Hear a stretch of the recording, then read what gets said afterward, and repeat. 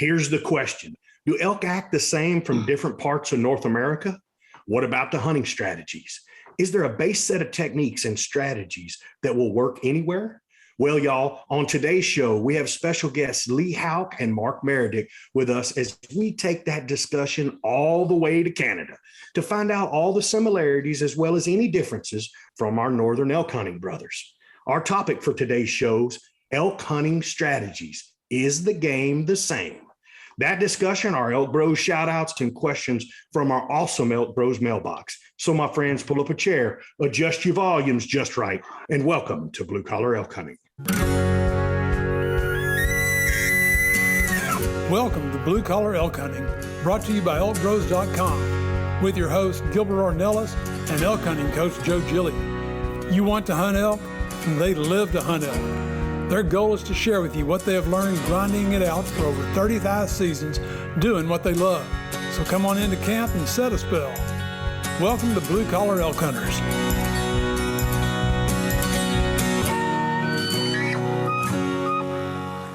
Hello there, everyone. If it's your first time with us, glad to have you. Hope you enjoy the show. And as always, for those blue collar hunters following our show and grinding it out with us every week, welcome back to Elk Camp. I'm Gilbert Ornelas, the host of your show, coming to you from Spring, Texas. And that's right, we've got the leader of the Venezuelan Mafia in the house. From Katy, Texas, Mr. Luis Gonzalez is in the house.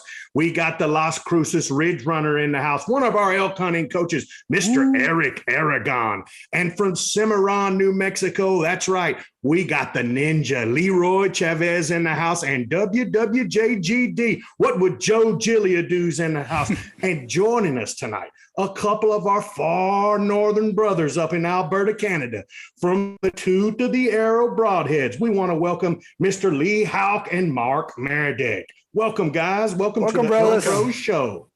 Welcome to the show, boys. So did we get that right? Is it Alberta or is it? Alberta, yeah. Oh, awesome, man. Yeah, way cool. And, before we get going, because Gilbert, man, just loves baseball. So does this other guy up here, Eric Aragon. They love that too. And got a couple of ballers, huh? I don't know about that. We watch a lot of hockey up here. More hockey, yeah. We got the Blue Jays, they're a long ways away. Absolutely. Now, dude, I've gone to both of y'all's Instagram, man, and I see that little white ball flying all over the place, man. Anybody that might hockey. Red Sox. Because let's see, Leigh, I believe you've got about an 89 mile per hour toss out of you. Is that what you throw? That fastball? Sure. Dang. That's a nice fastball. Say, my numbers are similar, but I got a point in between the two. Mine would be like 8.9. Hey guys, welcome to the show. And you've been with us already before we started the recording. You saw a little back end. You got a dose of the bros, man. Our group is a little bit we have fun. We have a good time. We really do. And just enjoy yourself with us. If you have something that, you need to stop us, go, whoa, wait a second. That's absolutely wrong. You do it, man. Just let us know. Okay. Yeah. Except when it's me, you cannot correct me in public. just do it with an accent. He's used to it. That's right. There you go. I may let it fly that way. Yeah. Louis, you are wrong. Louis, you're all wrong. Like that, man. So let's talk about your tooth of the Arrow Broadheads. We want to start out with that with the company that you guys represent, because even though we're talking to a couple of guys, some brothers up in Canada, you guys actually, the product is made in the US, right? Yeah, it's actually an American company. I think Mark's the only Canadian pro staff, and I'm the only Canadian employee. I mean, there's only 2 employees, so that's not setting the bar that high, but it's an entirely American company through except for us. So, and if you don't mind me asking, Joe, before we go there, tell us about you guys. I mean, how does the Tooth of the Arrow came to be? Who are you? Where you come from? What, how does all this adventure of the Tooth of the Arrow came to be? And you can lie because we won't check. We know better. That's right. Well, I started hunting with my dad when I was 12 or 13 years old, picked up bow hunting He didn't bow hunt. He was Are friends you with guys like 15 or 16 now or what?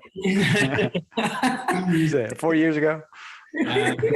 Close. I'm 22. There you go. I told you it wasn't much for No, past that. but Awesome. I took up just bow tuning and arrow building and bowstring building and that stuff. And my dad was friends with Mark, who needed work on his bow, and introduced me to Mark, and we became friends like that. And then with the Tooth of the Arrow thing, I was on their pro staff because I just really loved the head. I had a few good experiences with them hunting elk and whitetail out here with them, and there was a job opportunity part-time with them and totally remote, and it just worked out, and that's what led me here today. Awesome, man. Cool. Awesome. That's the short version on him. Mark, your turn, bro. Yeah, myself, I've been hunting for probably about 13, 14 years here now. Started off with rifle and just enjoyed the archery a lot more. Not that I still don't rifle hunt, I still do. Right. It's just I love archery, and I do about 90% archery hunting. And we tell everybody, Mark, bows are for hunting, rifles are for killing. Yeah, dude. The Indians believe that too. So I beg to differ, man, because I talk to a lot of people who hunt elk with the rifle, and I got a higher percentage than them so far. So, yeah. And But you ain't hunted with the right guys, Joe. Yeah, how Leigh said, I met him through his dad, and I really wanted to up my game on my archery. I was buying stuff from, Cabela's bow, Bass Pro, and I wanted to up my game in the regards of customizing my bow and really knowing my stuff. I was missing elk at 30 yards, missing elk at 50 yards, other animals, and I was just like, what's going on here? It's clearly not the bow, it's me. I need to change my game here. And Leigh definitely helped me out with that. And that's how we're friends now. Unfortunately, became really good friends. Yeah, now we're good friends. So do you guys own Tooth of the Arrow Broadheads? No. No. I'm just like, I'm the only employee really that other than the people at the factory. But no, I don't own Tooth of the Arrow. So Who's who the came up president? with the Broadhead? So the boss right now, his name is Luke Allison. His dad designed the Broadhead, and he's now retired, and Luke totally runs the show. Okay, so you work for Tooth of the Arrow Broadheads. Yeah, and I'm pro staff, that's all. Gotcha. Okay. Cool. And Cool. now, Mark, aren't you an elk hunting guide as well?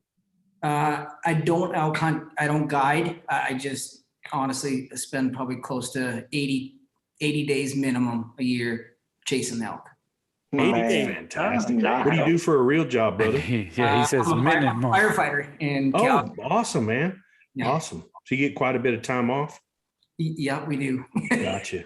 Appreciate the job that you do for sure. Oh yeah. Did y'all pick up on the 80 minimum?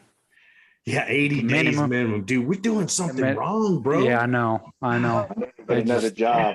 Oh, man. But I got a nice wife that lets me do that.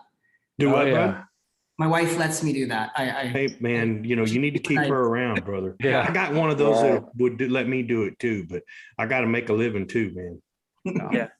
Well, that, you think about like when I start in September 1, and by the time I get done, it's December, and then do some cow hunts later on after that. So yeah, you plug in some hours real quick, get to know these critters. So that's really cool, because Mark, you're seeing the full circle of these critters, man. You get to see them at all different modes and times of year and behavior. So that's going to be really cool when we get into the subject. Now, we've talked about you two, but there's a third character we really got to talk about, and that's the Broadhead itself.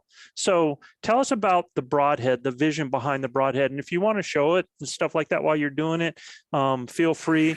Y'all need to relax, man. Y'all just like, Yeah, and for us, are you guys elk hunting in Alberta? Is that where y'all are hunting, or are y'all hunting out of not Manitoba, but up out of the Alberta region or out of Calgary or what? Yeah, basically from, I'd say, central Alberta all the way to southern Alberta, right to the border. Awesome. And that's farmland bulls most of it, isn't it? And I do a little bit of hunting up more in northern Alberta. Oh, cool. And some whitetail hunting, I would gather as well. Yeah, a lot of whitetail hunting. We have it So all. giant whitetails. Yeah.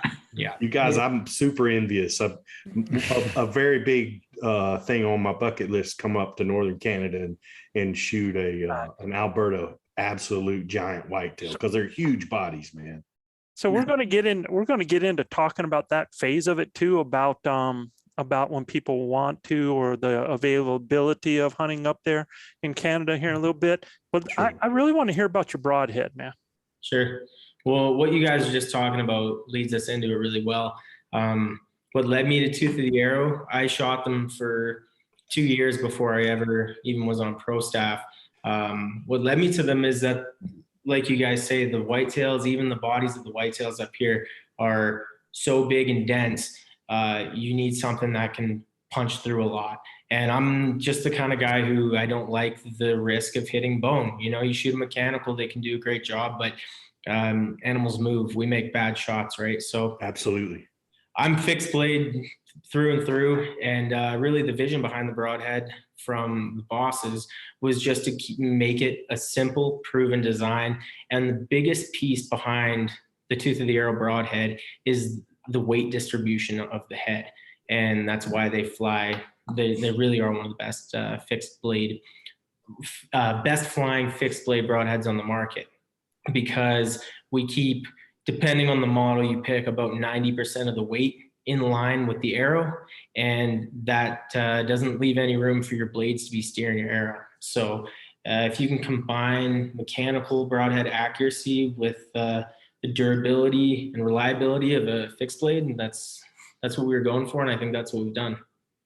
Are they single bevel or dual bevel broadheads? Dual. They're dual bevel. That's actually my ibex right there on your screen. Oh wow, check him out, dude. Where'd you kill him at? Spain. That was in Spain just before COVID. Oh, Sweet, man, that's awesome. a Nubian ibex, correct? You got to come to come to New Mexico. We've been to Mexico too. This deer up here is Mexican. That's Coos deer. No, New Mexico. New Mexico. New Mexico. Yeah. So it's not new and it's not Mexico. So But, dude, New Mexico. I'll come hunt elk in New Mexico. me too. Well, we've got a huge herd of those in the Florida mountains in Deming, New Mexico, man. They call it the toughest. They call it the rock. They call it the hardest hunt in North America. And it's an amazing thing to watch. If you ever get a chance to get out there, I've gone out and spotted for people. It's unbelievable, man. And when a guy can take one down with a bow, that's putting something down. That's a real hunter. So I've never had the guts to even give it a shot, to be honest with you. So I dig the 4-blade design too, fellas. I've shot a 4-blade Muzzy for years, and I mean years. And I guess the reason why I stopped shooting a 4-blade Muzzy was just because I thought the 3 blades were going to be better. But I'm telling you, to this day, I could grab a 4-blade Muzzy out of one of my packs and shoot a deer and kill him stone dead with it, you know. But I absolutely love the 4-blade design. So why the 4-blade design, boys? Without getting too much into the science or whatever you want to call it of it, I would just challenge anybody to take a 4-blade and a 3-blade and go out and shoot the old sign on the end of your road and see what the hole looks like. The 4-blade, it punches a square through. It doesn't punch 3 nice little knife cuts through. It punches a square out of it, and you get bigger blood trails. And they're just deadly. Go test it for yourself. Man, so, I'm telling you, I'm fixing to order me a pair. Do y'all make them in 150 grains? All the way up to 175. Oh, that's what we're shooting here, actually. So here's a question I want to ask on this, and you guys can help me out with it, is that, so you talk about really the reason that you have this is for plan B. In other words, you know, you're not aiming for bone, but if you hit bone, you want to be able to get penetration, right?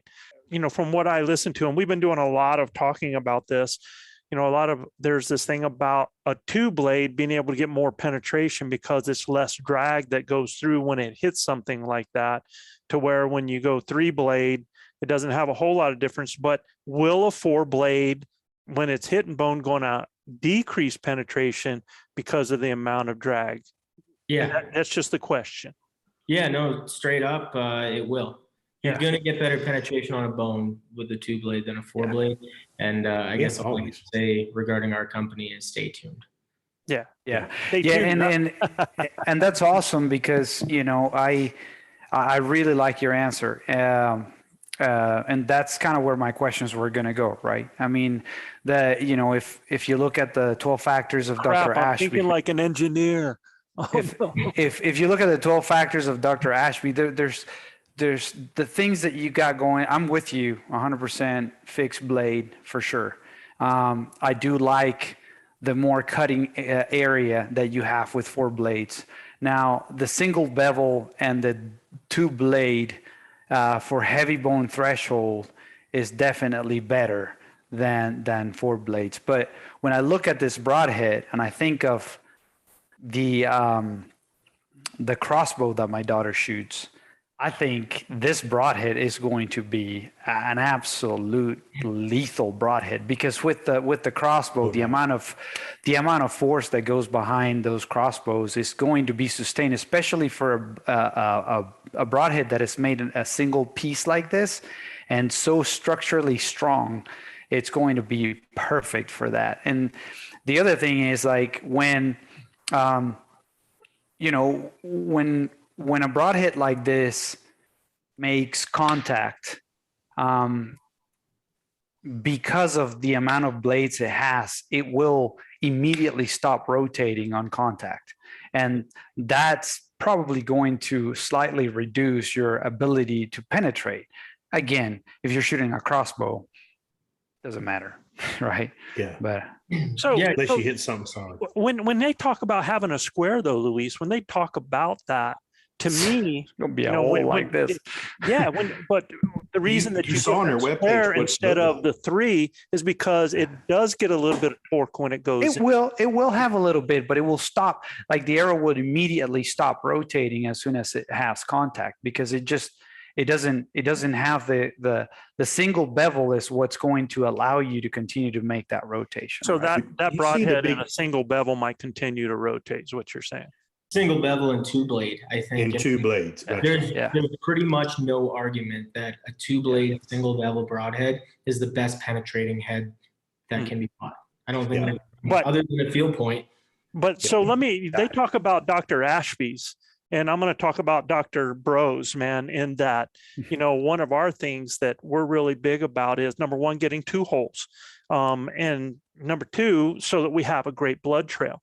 So the idea of creating that wound that is going to give us that blood trail, where a 2-blade single bevel goes in and possibly, and this is something that we have a discussion about, because it is so sharp and it goes in and creates that vertical, it can kind of keep, you know, kind of close up and keep things from going out. Whereas even if I did not get of course, we want 2 holes because we want that air to go out of those lungs. We just want to deflate it. But if I get that 4-blade into that animal with that kind of wound, that should still create a great blood trail or a better blood trail. Well, what it does is it knocks a hole in that animal going in, right? And you can tell, I was looking on their webpage, you can tell the wound cavity when it starts, it spreads the hide off of. So you get a big tear in that hide. Well, as soon as it tears the hide, the hide doesn't have room to cover any of those sharp slits. This is an old Muzzy trocar right here. And I shot a lot of whitetails with it and I've shot some elk with it. The thing I love about this broadhead is on entrance, it tears the hide open. And I mean, as soon as you hit an animal with it, you see blood fly off of him, right? My son killed a 155-inch whitetail this year. And when he hit the animal in the video, you see blood just blow up, right? And I mean, that's huge when you hunt in a place like we do in South Texas to have a really good blood trail because it is brutal down there to have to go track something, right? And I love that what I saw, especially on y'all's webpage, was you had that big tear in the hide, right? And that means That's from that 3 or that 4 blade punching a hole from get go right in the middle of it. And look, it's going to be even more devastating on the way out, dude. It blows all that out. So I'm a fan. I looking at the Broadhead, like Luis said, we're going more and more towards the single bevel. And listen, fellas, you're talking to a guy who's very staunch about his setup. And I have used the same setup the same way with Joe for many, many years. And I've killed hundreds of animals with a daggum, Full Metal Jacket era and this Broadhead here. And there was one that was made in Texas by a guy named Terry Hartcraft. That's when you look at your Broadhead, like the Stinger design Broadhead y'all have versus the Hartcraft, it looks a lot like that, right? But it is sleek, but it opens big wounds when it comes in and when it comes out. And it has a scoop tail in the ferrule where it actually blows those flaps open. So we get better penetration and better wound cavities. Yeah, Luis, bring that up again, because you see the same thing on theirs, and bring up the one where you can see it. This is the part, guys, that really blows my mind, is that this Broadhead is milled out of a single piece of carbon steel. It's awesome. And that just literally blows my mind. Look at that wound cavity, man. When you go down towards the bottom. Yeah, but I wanted to see this. So that's not just, that is attached to the steel that it's been milled out of, correct? Yeah, that's just before they cut it off, and then it goes to heat treating. So Awesome. that process has to be more labor intensive than some of these other processes. Yeah, Well, most blades are replaceable. No. Yeah, and we get some flack about not having replaceable blades. No. I don't want them replaceable. Exactly. I don't get that argument. We make a sharpener for these Broadheads. In Mexico, I shot 3 animals with the same head because I sharpened it in between. Yeah. And when you have a Broadhead that you can replace the blades, they're being held together by no more than 1 or 2 little screws. Right. A little ferrule too. You want to shoot that into an elk's shoulder? I don't know. Yeah. I've never understood that argument. Well, I actually don't want to shoot anything into an elk's shoulder, but Me neither. I won't be 8 inches behind that crease. But the problem is Plan we B. all know that Plan B. no matter what, crap happens. And so Yeah. that animal can turn, they can already be moving when you let go. It depends. That's your Broadhead sharpener right there. Yeah. You just put a little gun man. on it, even water works, and sharpen them up like new. Yeah, $35. So basically, a 3-pack of your Broadheads is about 45 or 50 bucks, depending on the size. Yeah. for 3. Yeah. And that is a solid milled Broadhead for that price. So, for instance, this fixed Broadhead for the 1-inch solid series is, if you got, it's $45 for 100 grains and $45 for 150 That's grain. for the 4 blade. It's when you go up to the bigger diameter that it's a little more pricey, but it's Yeah. like Got it. $5 per. Makes sense. yeah. So I when we want go the bigger here, this is the 1 But see, 3/16. I'm gonna throw out the point that I always get thrown at me from Luis, is that this Broadhead, being a single solid Broadhead milled with a sharpener, whereas if I shoot some Broadheads and I hit something with it, or I hit an animal, a lot of times that booger might be shot. So I got to go to a different one. I got to go to another replaceable. I got Durability. blades. So really, you're looking at a Broadhead that you sharpen, you're back in business, you're killing multiple animals with it out of carbon steel. And so explain to everybody the benefit of that carbon steel versus in the things that you've seen with And the hardness. Yes. I can't honestly speak a lot in terms of the hardness or the type of steel. That's more of a Luke Allison engineering question. No. Okay. So what we're saying is this, Leigh, when you shoot and you hit an animal in the bone, is that friggin' Broadhead tweaking on you? No, it doesn't. And a large part of that is because the entire Broadhead is made of steel. Whereas you look at a lot of other Broadheads with even fixed blade Broadheads with big cutting diameters, their ferrules quite often are made out of aluminum. which is going to bend, and it's light as well, which you don't want anything light in line with your arrow shaft. Agreed. Now, What broadhead do you shoot, Leigh? he carries two. I've already got this. I've listened to him already, man. No, I carry a few different heads. This year, I'm switching over to the all 175 grain solids just to play around with the new stuff. But in a perfect world, I would carry some of the vented and some of the solid heads because they fly absolutely identically. Whereas if I'm if I'm taking a long range shot in wind, which happens all the time out here in Alberta, then I want the vented head. It's going to do a little bit better in the wind. But if I'm but make more noise, right? Make more noise, exactly. Whereas if you're tucked into the trees over a bear bait or in a deer stand, Whitetail. shoot that solid head, it's going to be silent and perhaps more prone to wind planing, but there's no wind when you're shooting at 20 yards in the tree. Right? Exactly. So I take Fair both. enough. They fly the same. Yeah. Leigh, have you bent one yet? No, I broke one. I'm not going to lie to you about that. I've broken them. But you shoot, Does it break at the ferrule? I just had a blade break off once on one of the vented ones. I have not broken one of the solid ones yet. And that could be because the vented actually has weak points at connection, right? So, Oh, for sure. I mean, if you look at them, it's hard to see in go ahead and take. Yeah, Let's we start. break- Yeah, let me break- stop sharing. We break real quick. blades all the time. We break blades all the time when we're, Yeah, hold that up. I'm going to pin them for a second so that we can make sure we see it. Okay, so these are, and what weight are these? These are both 100 grain. One of 100 grain, them right. cut. Yeah, I mean, there's no doubt on any vented broadhead you can break them, and to Oh, say man. that someone's Especially made the a blade. broadhead that you can't Right. break is garbage. Yeah.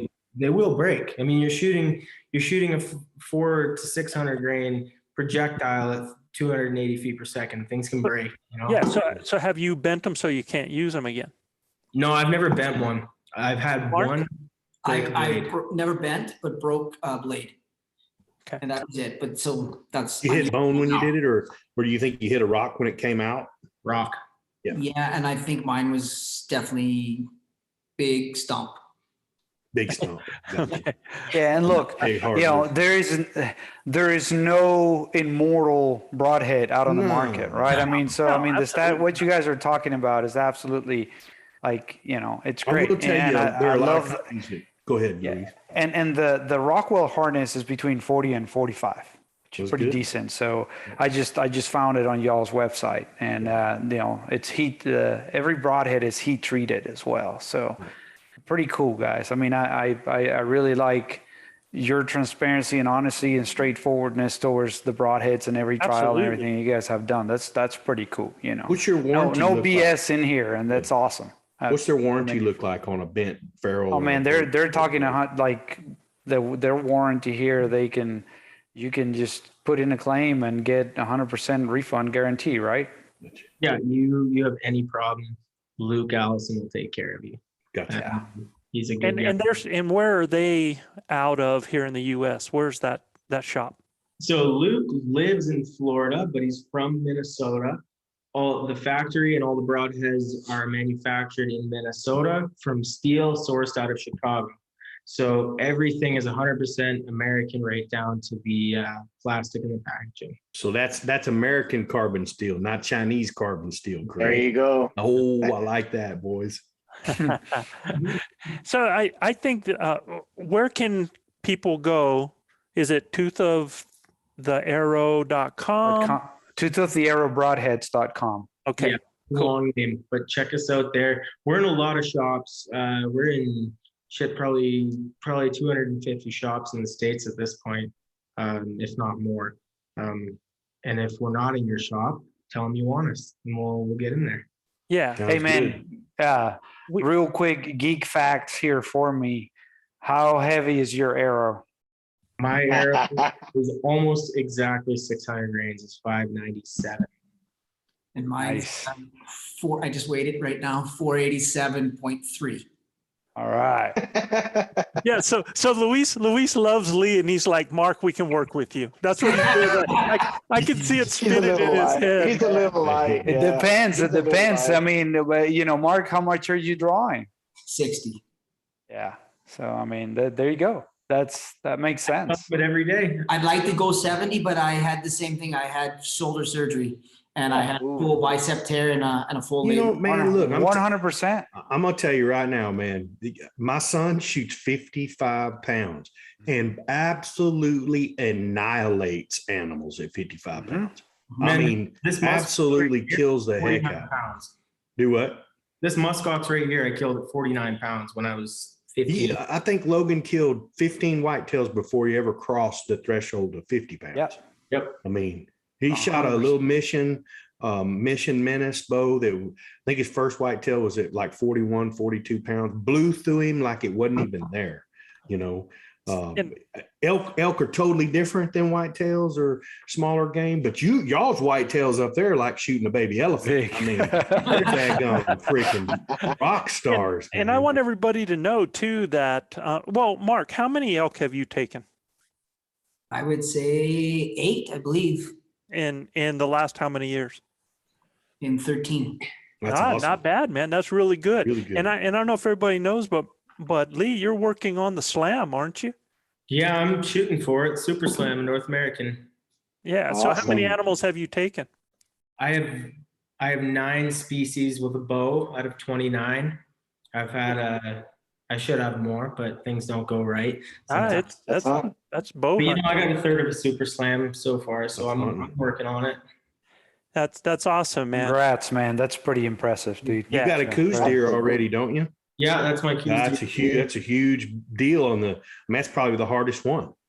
Yeah, those are crazy animals, especially to sit over water. Like I took my shirt right off and my pants right off because it doesn't matter what you're wearing. Okay, all right. First of all, it's hot.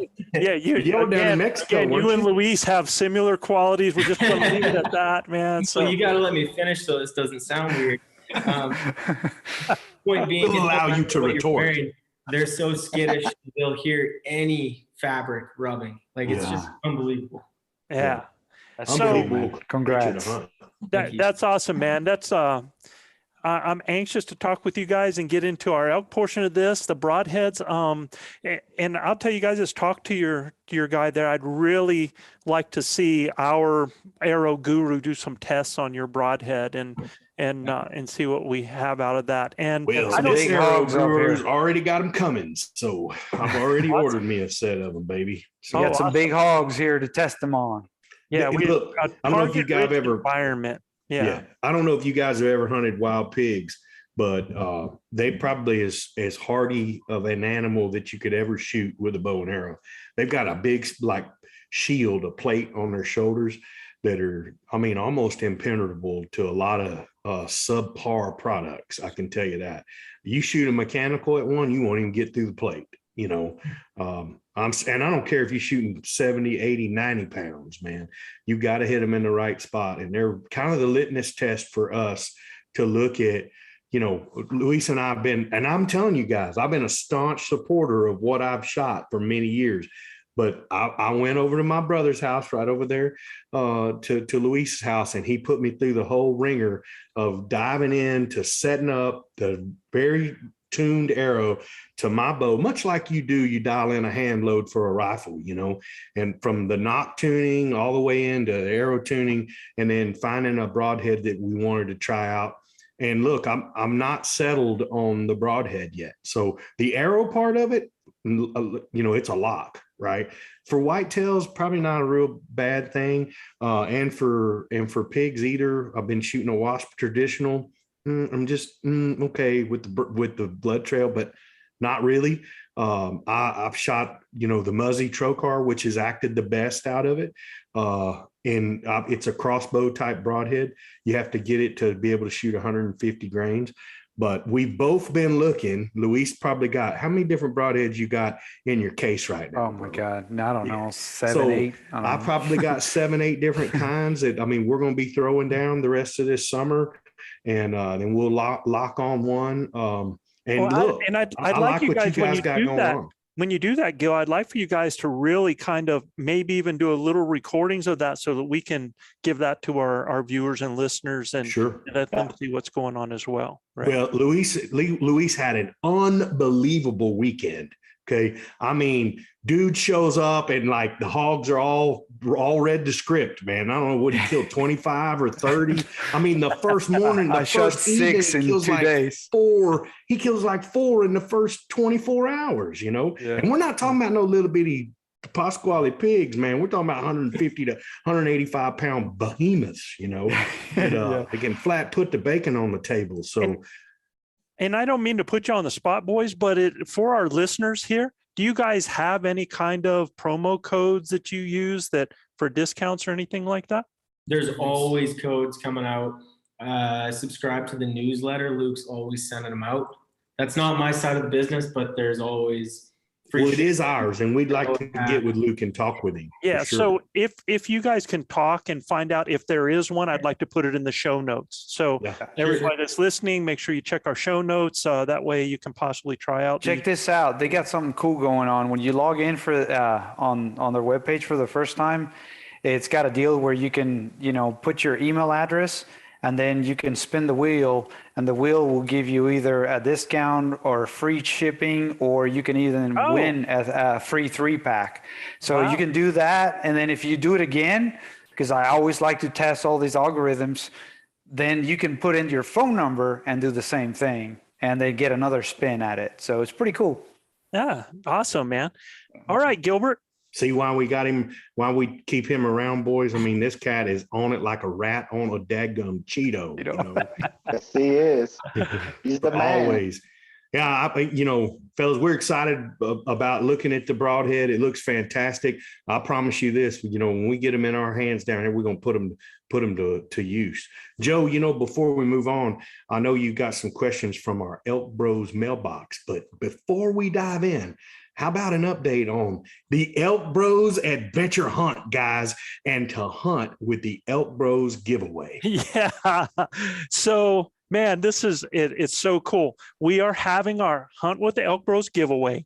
I am blown away by already how many entries and stuff that are coming in on that. This is probably one of the best draw odds that you're going to get to hunt New Mexico. Absolutely. And it's not just a hunt. And that's one thing I want people to understand, that this hunt giveaway isn't something where you're winning a hunt, you're getting a tag, and you're going out there and you're just out there hunting. That's not what this is. This is with our crew. I mean, our entire crew, Gilbert, RC, the Mafia, Chav, myself, and whoever that winner is, the only thing that they have to do is they've got to bring their sleeping gear. They got to bring their regular gear. They got to bring, they've got to pay for their licenses for that. But we've got the food. They got to get here.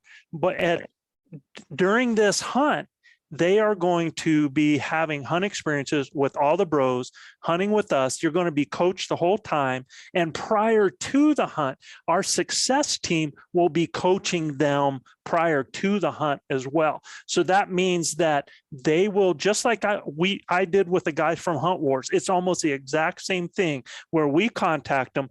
Each one of us, Lisa's going to contact them on their setup. Chav's going to contact them on their fitness and preparation.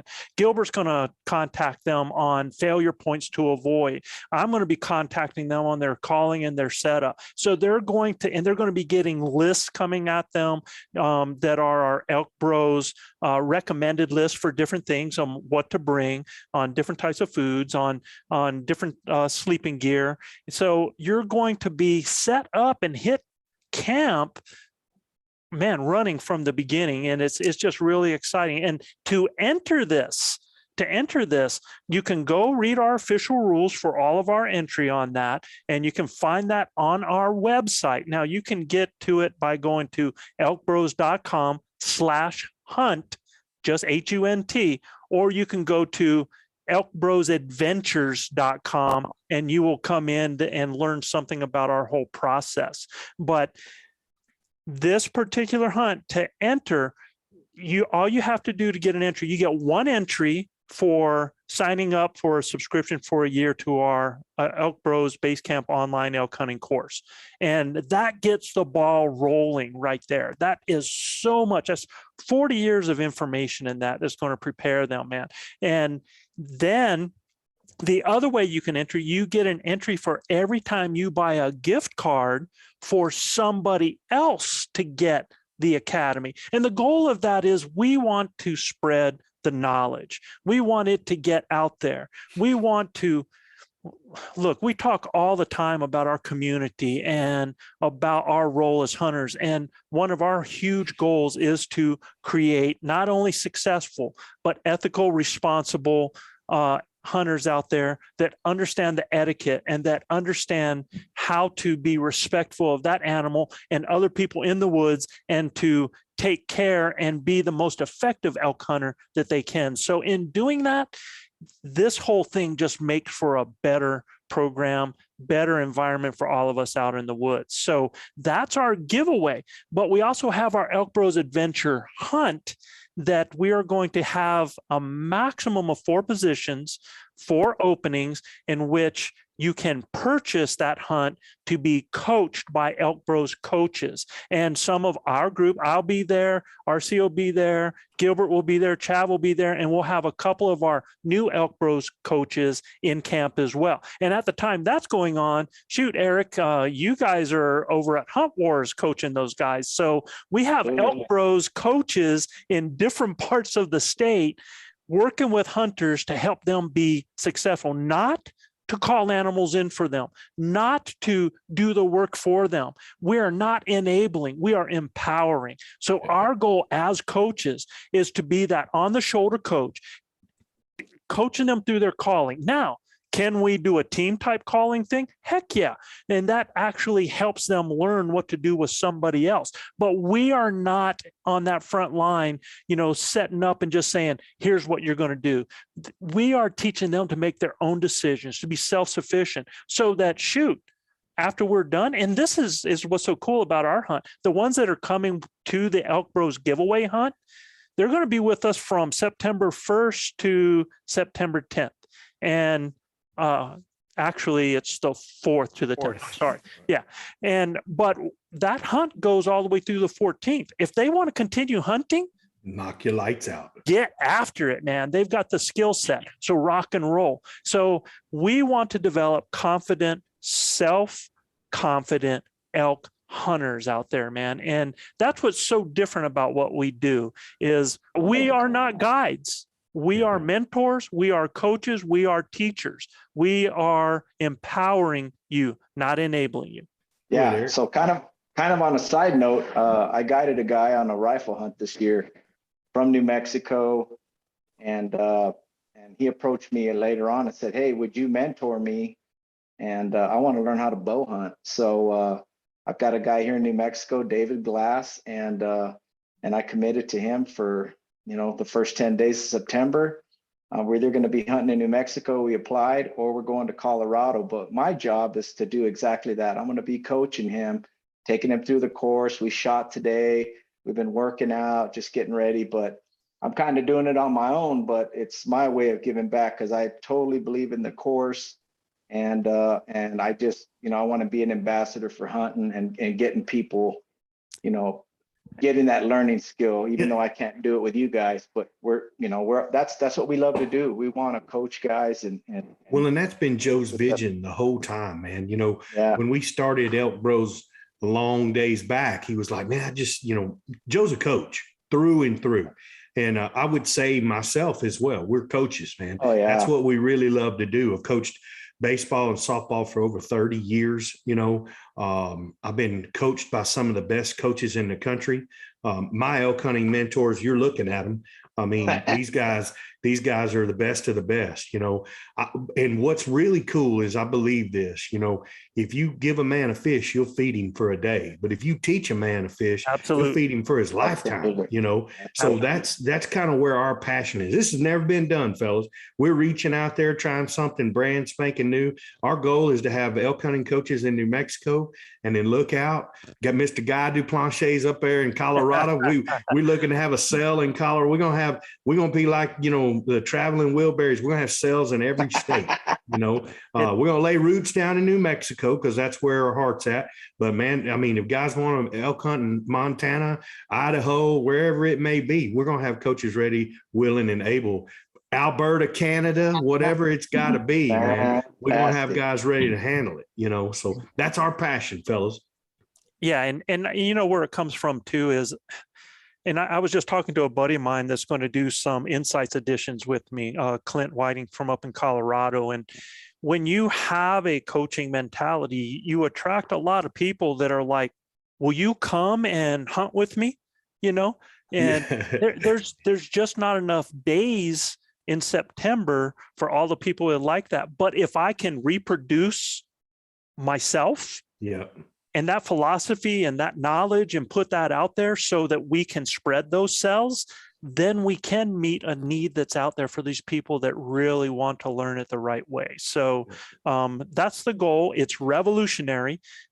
We are licensed as outfitters, but we are not outfitting in that sense. We are coaching. So it's a totally different model that has never been done. We're very excited about it and to see where this goes. This giveaway runs until April, let's see, May 10th. Goes to May 10th. And so if you want to be a part of this, go check out our site. Get you a subscription, give somebody a gift card. If you want to get more than one entry into it, then man, you better start helping somebody else learn by sending them some gift cards. So and they can do it at elkbros.com/hunt or at elkbrosadventures.com, guys. Absolutely, man. They can go there. So let's rock to our mailbox, man. Sounds good. Chab, you're up, brother. Yeah, but Chav's not here. We lost him. Oh man, he bailed out. Well, what's happening is we've got snow going on here and our connection. And I know people have heard it earlier. There's a little bit of technical wobble here and there, but it's because of what's happening here weather-wise. Oh, I hate to lose the ninja. Yeah. So Gil, why don't you go ahead and take that, bro? This next question here is from Heath Gibson from Maypearl, Texas. Man, that's been a long time since I've seen a Maypearl, Texas post here. It says, we hunted in Colorado last season, just a week later from when you guys did.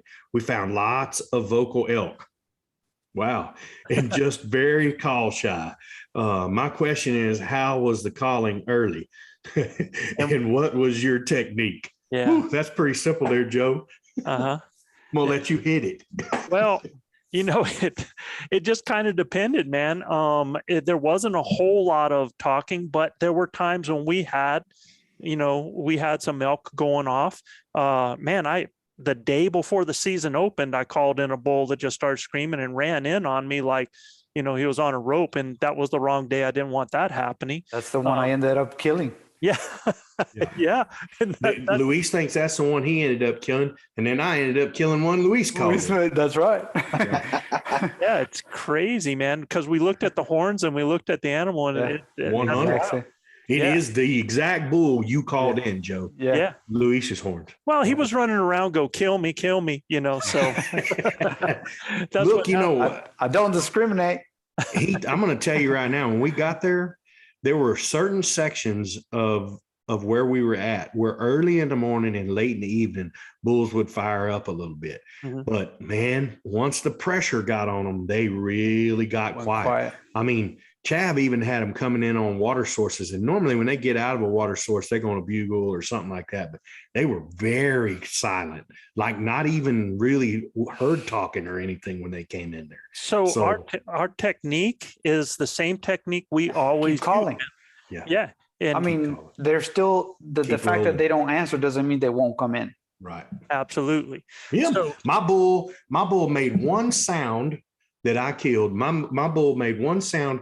We were a quarter mile below where we killed him. He came walking in after 30, 40 minutes of us putting on this big scenario. And here he came the whole time, but he didn't say a word, fellas, on his march in. And I know he thought there was a herd of elk up there.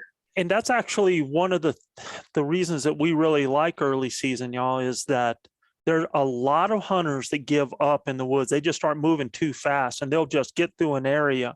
And I put this on one of our posts one time, is you think about this, is that a lot of hunters are moving and looking for that one bull that wants to play. They're sounding off, looking for that one bull that wants to play.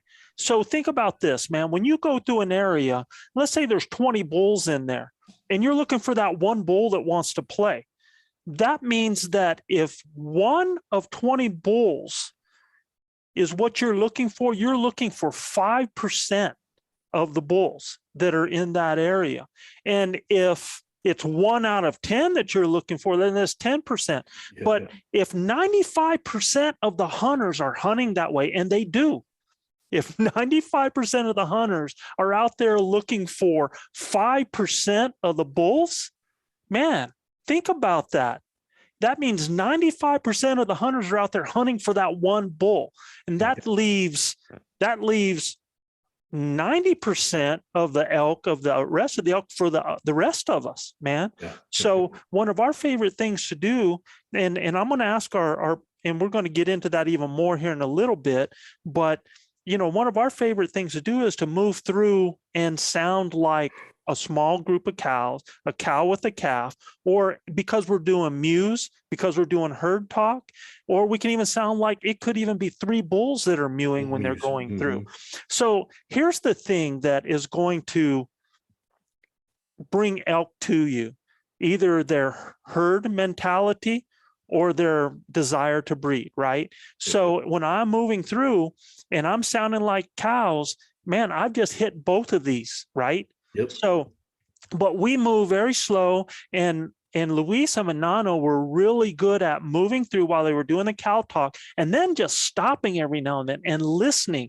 And if you're moving slow and you're stopping and listening, you're giving those elk that have targeted you and are moving in from the sides or for the front, wherever, you're giving them a chance to catch up, and you give yourself a chance to hear them coming in because they're noisy critters, man. So we kill a lot of elk that never make a noise, or they might give a little mew out there, you know? And you got to understand, this guy, he don't go fast anyway. So it's really to my advantage, because where we were hunting was like that anyhow. So it wasn't going fast, right? I'm got 4-wheel drive. That's all I got. And that's all you're ever going to get. And when I get somewhere, I'm going to have to take a rest, because it was all I had to get up there, you know? But is it 4-wheel high or low? It's 4-wheel low, brother. Oh, gotcha. 4-wheel low. Okay.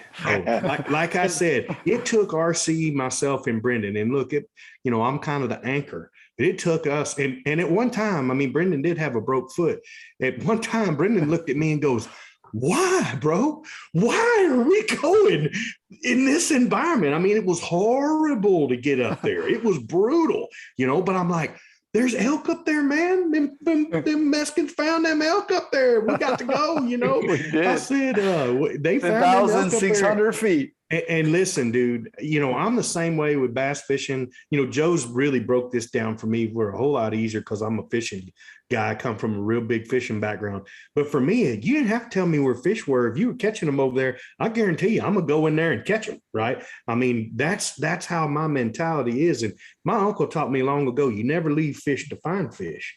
And those guys were moving in different areas and going and finding elk. And I'm like, fellas, y'all done found elk? I'm going in there. It might take me all day. I might have to eat me a big sandwich and not come out of there, but I'm going in there. And I'm telling you, the first time I walk in there, we slow played that whole deal several times, and with raking and rutting scenarios. And that bull come in there, man, thought he was fixing to find a rut fest going on. But had we have kept rolling and been like very impatient, we'd have never saw him, never saw him. So, and that's our technique. That's correct, our technique. Joe? That's our technique. Yeah, and I was tempted to bring our boys in up there, but I'm going to save it because we'll get into our topic too soon on there, because there's a lot of stuff that I want to discuss about what it was like for them up in Canada that matches up with what our topic is. So, Luis, take our second question there. Yeah, Justin Skelton from Garden City, Kansas.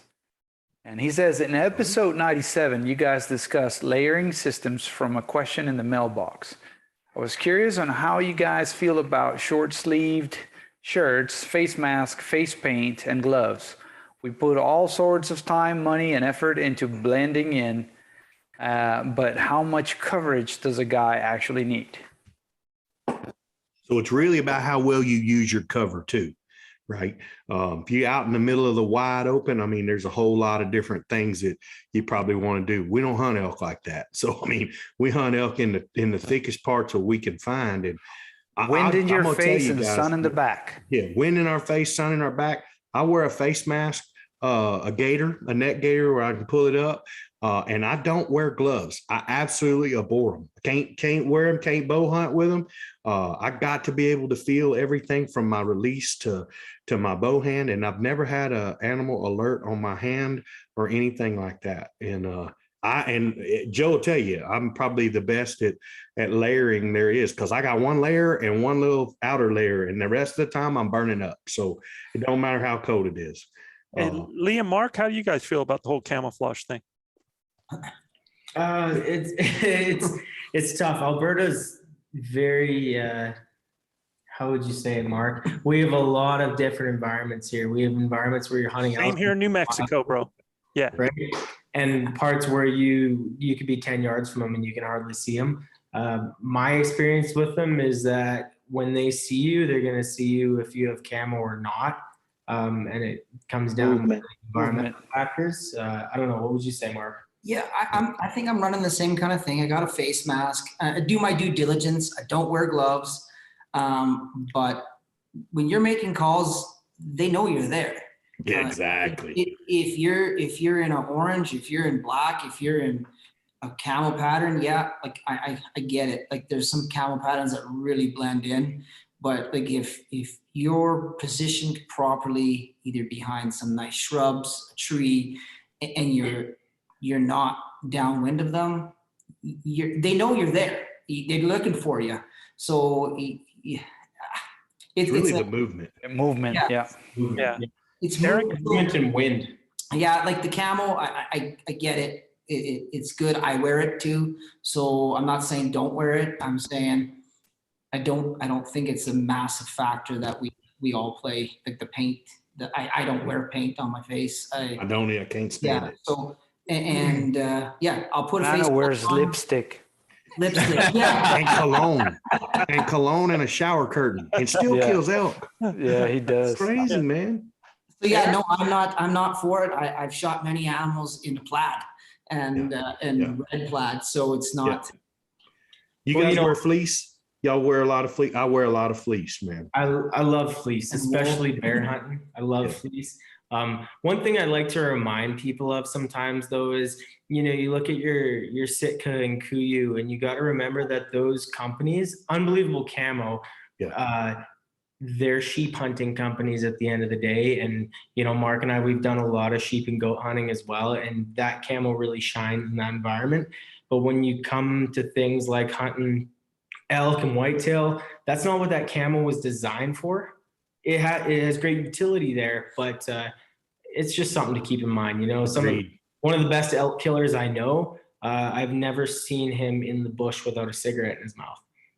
So there's something to that, Yeah. Look, so that's a good wind checker right there. Yeah, my uncle killed 1,000 whitetails and smoked every day. With the whole camo thing with me, I think shadows and not being in the sun is I don't care what you're wearing is critical. Once you start shining, I tell you what, you get your face lit up and an elk comes around, man, it's gonna shine and they're gonna bust you. They just don't like it, and if you're an object out there in the sunlight and you have any kind of movement, they're going to catch it because it looks like it's, that you're not there. I am a big camo proponent. I think some of the best camo is some of the 3D leafy type camo that actually breaks you up even better. A lot of people don't wear that because they have a hard time going in restaurants and Walmart and all that wearing it, I guess. A ghillie suit. Yeah, we have a ghillie suit on or anything, but actually that's some of the best stuff. I never get behind stuff. I'm always in front of it, so it breaks me up. When I'm there, I don't now a little foreground cover down there. I don't mind, but I never get behind anything that is going to limit my shooting lane. That's number one for me. I want to be broke up from behind. And like I said, shadows are critical. And I think what happens with camo is that if you feel like a lot of times like they can't see you, like I don't know if it just gives off this aura or how you feel or how you're moving, but I just feel like, you know, you play like you feel sometimes. Sure. And if you feel stealthy, you can become stealthy. And I really, and I don't like camo, the same pants with the same top. And I like to have different patterns on in different parts of my body so I break up better, because nothing in the environment is all one type of pattern. You know, the ground is different from what's happening in the trees to what's happening above in the sky. So break yourself up with that. You know, one of the things I think to your point, you know, it's the same thing with smell, right? Like, so if you can gain me some yards, right? Yeah, you want to gain a little bit of an edge, right? I mean, yeah, camo is definitely helpful, but it's not everything. Not everything. The same when you if you don't shower for a whole week and you know stink like a skunk, you know. Yeah, you got to play the wind regardless, but I mean, you're not helping yourself. Right. Yeah, you know, I wear 2 different types of camo on a hunt. In the morning times, I wear a Realtree Max 4 type camo, where it's more of that Western edge look. It's got a lot of that spruce, pine, and elder look in it, some quaky stuff too, and it's lighter. So as we're getting lighter in the morning, it blends in. And then I wear a mossy oak breakup type camo for the afternoon or the evening when you're in the shadows a lot more. And I for me, blending in. And then look, our base layer that I wear my own camo, Vacru camo, as a base layer. And there's a lot of times where I got to pull down to that and just be in my vest and my Vacru long sleeve camo. And if you guys have never seen that Vacru camo, it is awesome. It blends in like you wouldn't believe. And it's a heat gear type, you know, base layer that actually wicks moisture away from you. It's called bird's eye material. My girls wear it when they play softball, and down here it's 135 degrees in the shade. So, and they wear black in it. They love it, right? Because it's really good material and it breathes. So that's the Vacru camo. It's a real cool looking generic pattern that Joe and has came up with. Generic. We absolutely love it. Original. I mean, he meant original. original. I meant original. Okay. He meant original, not generic. Yeah, I like that though, because it's not real dark. I find with some of the classic mossy oak Realtree patterns you get, way too dark. You find you're glassing your buddy when he's finding his way to you 200 yards away. He looks like a black blob walking across. Yeah. And look, I always contrast is better than pattern.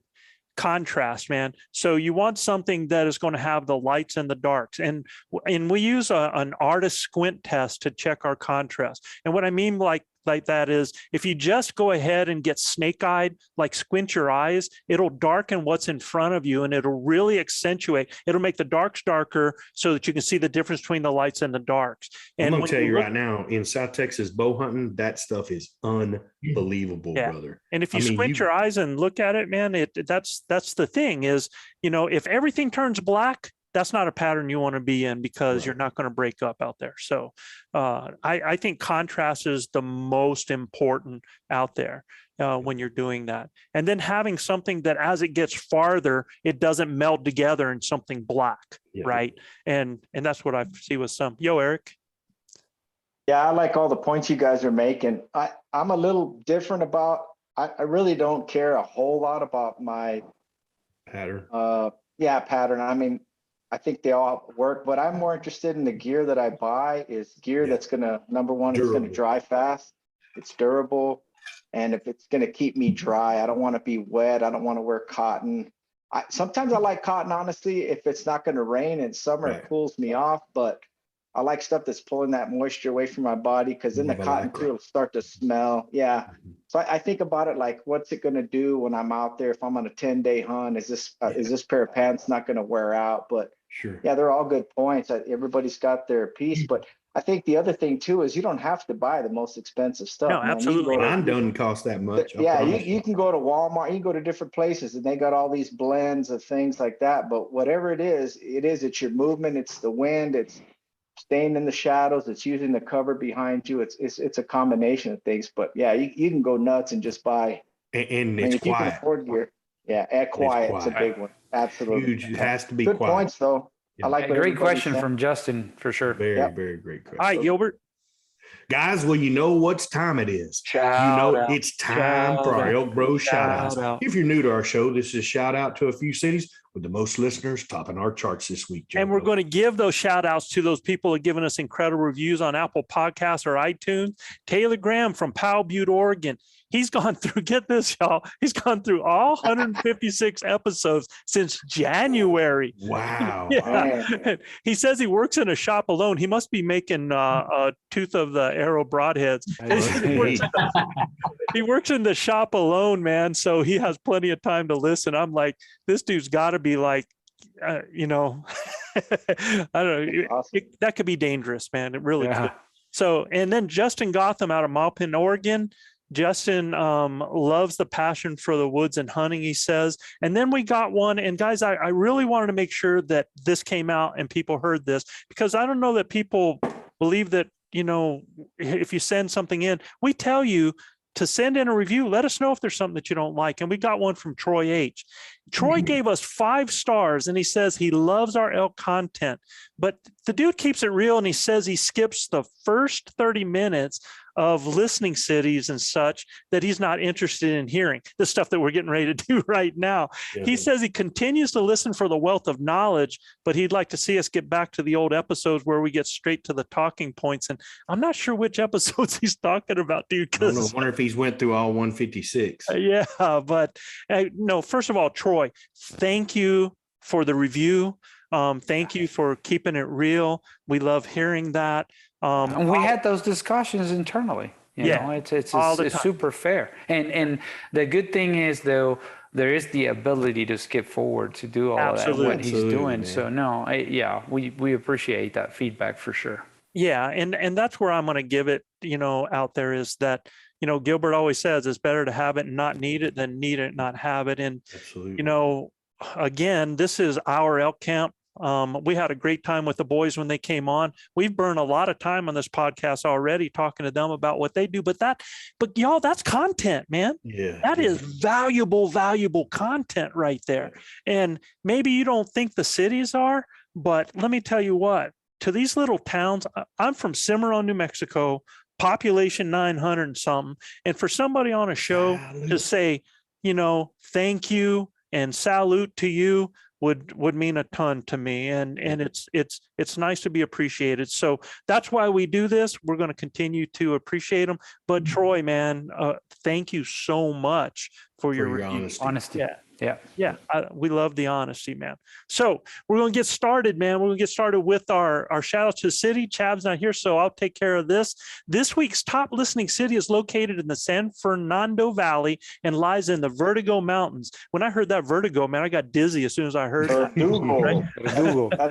That's Verdugo. Verdugo Mountain. There you go. We got to roll it. Roll that R, baby. Verdugo with over 6 million. Get this, with over 6. Luis, tell me how much this is like in like in miles, man, square miles, but 6 million square feet of office space. It's home to Walt Disney and Imagineering. Such service titans as IHOP, Applebee's, and DreamWorks Studios, which you guys are known for animation movies like Shrek, Ants, Kung Fu Panda. And if you're a parent, you know exactly what those are because you've had to watch them a million times already. And it was long inhabited by the Tonga people. It later came under control of a corporal from the Spanish Army in 1798. And after being ceded to the United States in 1884, a group of residents named the city Glendale, California. Glendale. That's awesome. Cali in the house.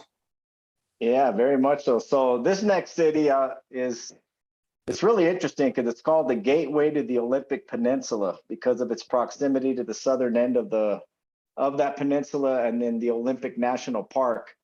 I are you guys familiar with the Olympic National Park? In what? There's a guy. Yeah, I'm not, man. Yeah, I'll tell you a little bit more about that in a sec, but super cool place. And since the 1980s, it's been famous as the birthplace of grunge, right? So grunge, rock music, man, this was stuff that's banging out. Even I think more 90s, honestly. Nirvana. And it's the hometown of Nirvana and members Kurt Cobain and Chris Novoselic.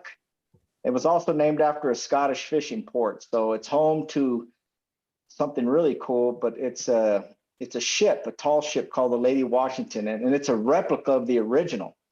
And that ship had sailed all around the world in the 1700s, and then it ended up, wrecking and everything else, but they rebuilt that ship. And then it was featured in the smash hit films, which you guys are familiar with, Pirates of the Caribbean and The Curse of the Black Pearl. So big shout out to Aberdeen, Washington. Aberdeen, Washington, man. Yeah. So, I was mentioning the Olympic National Park. There used to be a show that was coming out on National Geographic, and there was a guy that they used to call him the Barefoot Sensei. I don't know if you ever saw him, but his name was Nick Dodge, and he lived out there. He was barefoot, man. Remember this guy? Yeah. So big old Nick Dodge. He lived in the park for a while. He kind of goes back and forth. Him and his wife they live someplace else. They've got like a gym, but it's all natural. Like you climb trees. It's pretty cool. Wow. And then they actually had a guy there back in the day. It was kind of a scary place because people would not. It was a deadly town to live in. There was a lot of murders back in the old days when they were doing a lot of tree cutting. It was big. That was a big industry, and then they kind of treated it all out. Yeah, logging. There you go. I can't remember the guy's name offhand, but they had thought he had killed about 140 people.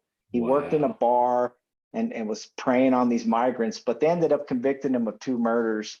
And, he went to prison over it. But yeah, it was kind of a scary place for people. You'd show up there and you'd never come back. So but, that's a bright spot, man. Yeah, no, but that's a long time ago. Yeah. Aberdeen's about 20,000 people today, but that's awesome. Yeah, really beautiful place to go. So thanks for being listeners. And when you talk about the birthplace of grunge, I think that's kind of where alternative was born, right? Yeah. Yeah. So that's Nirvana was kind of the king of that, and they were based out of there, So Kurt Cobain, Green Day, Kurt Nirvana. Cobain. Yeah. Awesome, man. Our next top listening city is known as the Village in the Hills. Established in 1786 by the Vermont legislature, it was named after a French cartographer, Jean Baptiste. Oh man. I'm lost on this one. Jean Baptiste Bourgogne de Anville. Bourguignon. Dude, man. A debtor's prison was located here in the late 18th century and late 19th century. And we're going to talk about that in a second. That's interesting. The town made national news in 2008. Get this, when a thief apologized for robbing a local store and left a roll of $1 bills to allow the store to open the next morning. And this is in Danville, Vermont. Shout out to Danville, Vermont, man, all the way over there on the east. East Coast. Do you guys know what a cartographer is? That makes maps. Yeah. It makes maps. Yeah, they make maps, man. So back in the day. And, here's the cool thing, too, is they talk about debtor's prison. You guys ever hear of a debtor's prison? Oh, yeah. Back then, for sure. That's biblical. Yeah. Actually, 6 states still have debtor prisons in the United States. What are they? Really? So debtor's prison is just that. People that are not able to pay their debts end up going to jail to work to pay off their debts. And it's there's a lot of controversy with that as well that comes in there. But they actually still exist, man, in 6 states. But that's what they were for. It was originally people that, that owed would go to, these debtor prisons in order to be able to pay off that debt. And that's what that was for. So got more time than money. Yeah. Sounds like a lot of people I know. That's for sure. This next top listener, back, bro. I'm telling you, I'll pay you back. This next top listening city, Joe, is a boater's playground with access to the Intercoastal Waterway. We call it the ICW here. They also claim the largest public boat ramp in North Carolina from which to shove off.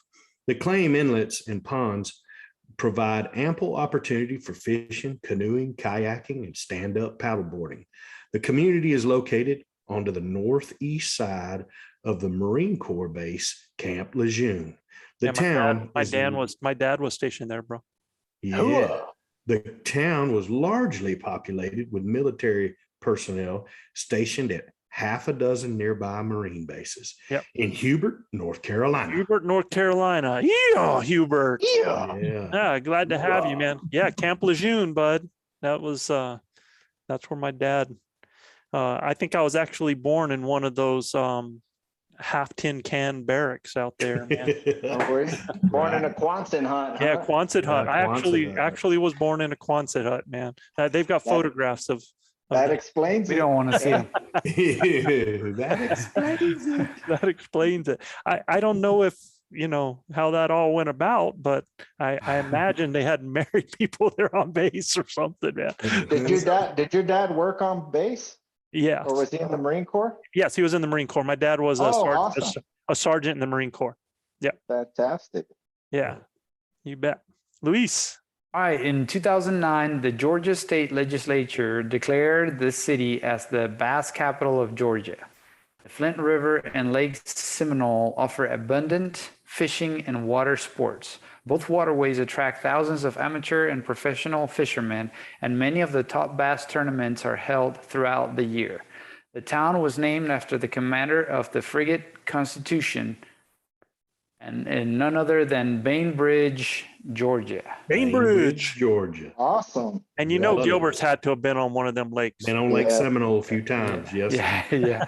Mhm. Hey guys, Catch some man, whoppers? Yeah, man. Caught some good ones.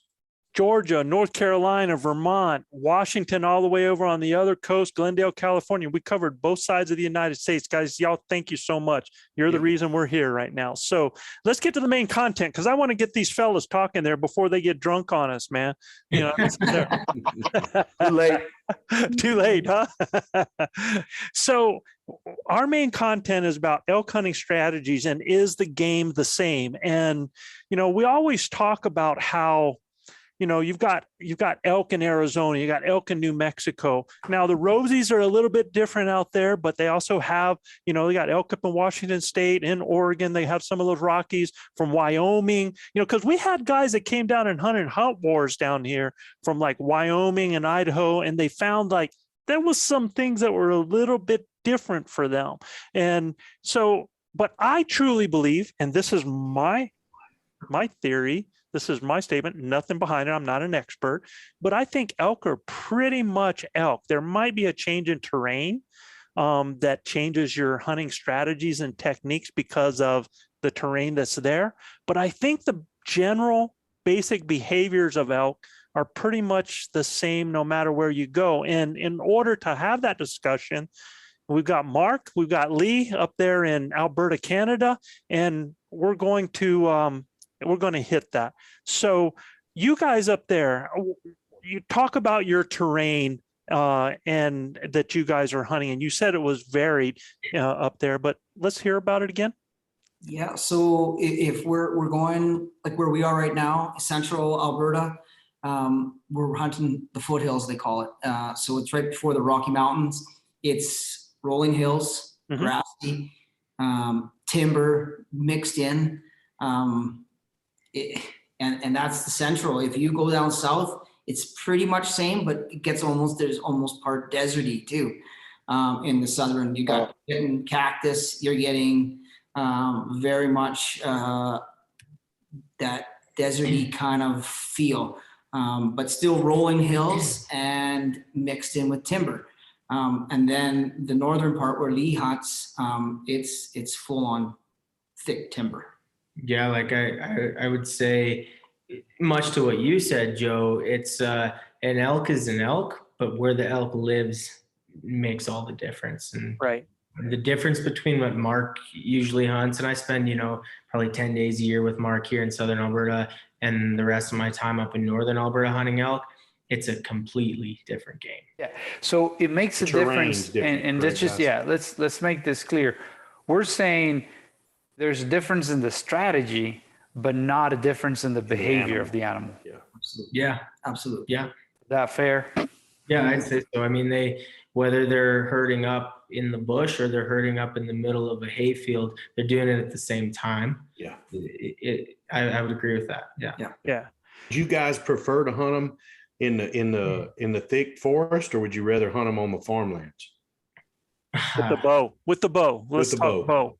With the bow, I don't know, maybe because I've done more of it, I'd probably take the bush. But my issue also has been I'll go out for a week of elk hunting, call in, get 4 bulls within 30 yards in a week, but Can't get a shot.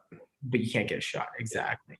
So I feel like, and I'm not blasting you or anything, but I think a lot of time has to do with setup, right? And and the good part about it is you've had animals at 30 yards, but you have a good opportunity for that animal to be at 15 yards and come in and it's a done deal because it's close and personal like that. What has been the distances that you killed your elk at, Leigh? The closest elk I killed was 20 yards. Right. Mark's the guy who gets close. Mark almost touches him. Yeah. The closest I had was 6 yards. Mm-hmm. Wow. And the farthest was about, I took a shot at 52. Right. I could have took a longer one, but that was the longest one I've ever shot was 52. Now, was that in more open country or was that in thick? I do all mine predominantly Southern Alberta on private land and public land. And I would say now So it was more farmland? Yeah, and I got a lot of access to some really nice private land west of Calgary toward the foothills and the Rockies, like right into the mountains almost. And it's very much all the bottom layer is hay, farm, crop, and then you work up the hill and it's all timber. So let's talk about behaviors. So if you take a look at, let's say, September 1 going all the way through to September 30, right? Let's talk about what those animals, what are you hearing or what are they doing? What would you say is really their pre-rut stage? Because I classify it as this. There's kind of a pre-rut where they're kind of buddied up, right? They're kind of not feeling all that testosterone yet, but then there's a transition phase where now they're starting to kind of go and look for cows and maybe starting to make some sounds a little bit more. And then you have your rut. So you've got that early, you've got that transition, then you have the rut where it's pretty much, the animals are starting to bugle. So in that question, when those guys were earlier, they were talking about early when they were there. Right. So from September, what's it like for you guys from September, let's say 1st to like September 8th? Very quiet there. And like you were talking about earlier, I don't know how many times I have screwed myself big time by getting up and moving and not just being extremely patient. And like, so what I'm talking about is that early season, you're communicating to them by either cow calling, mews, calf calls, or a little bit of I'll throw in a bugle, but I make it super, like I'm trying to act like a little guy, super small. And not aggressive, really, just kind of a location. Here I am, right? Absolutely. And I'll do it in a sequence. I'll start, like go for like 5 minutes. And now I sit for 30 minutes. I'll sit and don't move. And because I don't know how many times I've got up and all of a sudden I'm like, oh my God. Staring at him, yeah. Right there. And now if I would have sat my butt down and. No different than us. He's coming in. But I find that September 1st to 8th, it's like clockwork. They are extremely quiet. They come in silent. And if you do hear something, it's probably you scared them or they winded you. And you're hearing them bark, or they're like, oh, there's something there that's not normal, and I'm talking. But other than that, they're coming in quiet, and the only time you're hearing them is either they're stepping on branches or hitting something because there's 3 or 4 of them and they're not always quiet. No. How does raking do for you during that stage? I was just gonna ask that. I don't do it. Really? Man, Because- you need to put that in your But quiver. but is buddy. he not? Are you not doing it because of the terrain? Because you don't have any cover and they can pin you more, or you just don't use it? In Alberta. I don't think we. Like it's just not a thing that people do up here, I No. think. No. See, for us, it's So do elk do it? Absolutely, they do it. Yeah, you can hear them. You can hear them racking the trees for sure. Yeah. Exactly. You put that in your arsenal, brother, and bulls will turn around and come. hunt you, I buddy. want you to experiment with it some this year because we do really well with raking, early. much better than any kind of bugling or anything in that stage of it. So when are you guys basically starting to hear your animals starting to toot off a little bit, getting their voice? I mean, up in northern Alberta, I'm always up there. The season up there opens August 25th. And we're always hearing bugles, but I mean, how many are other hunters for one? And two is we're never calling in anything big. What was the date that you said of that? August 25th is when it On the opens. 25th, yeah. Well, so what do you guys consider prime rut in Canada? I would say the 15th, around September 15th. Yeah, I'd say the same 15th to 21st kind of thing. Okay, Same. cool. Yeah, that's Fine. about the Maybe a same. little earlier than us, Joe, but I not would, much. I would say, man, I Pretty think that close. I think that's 7 days before and 7 Yeah. days after yeah. is rocking, man. Yeah. You know, I think the problem is you get the 7 days after they've cowed up Mhm. and they're Super starting hard. to I think it's a little bit different there. But yeah, Mhm. I think that 15th to that 24th, 22nd is pretty much rocking. And now, have you ever seen up in your area, like where around the 28th, 29th, 1st through 3rd of September, you're getting an early rut possibly? Yeah, Yeah. and I find it in the private ranches up here, Mhm. not public land down south.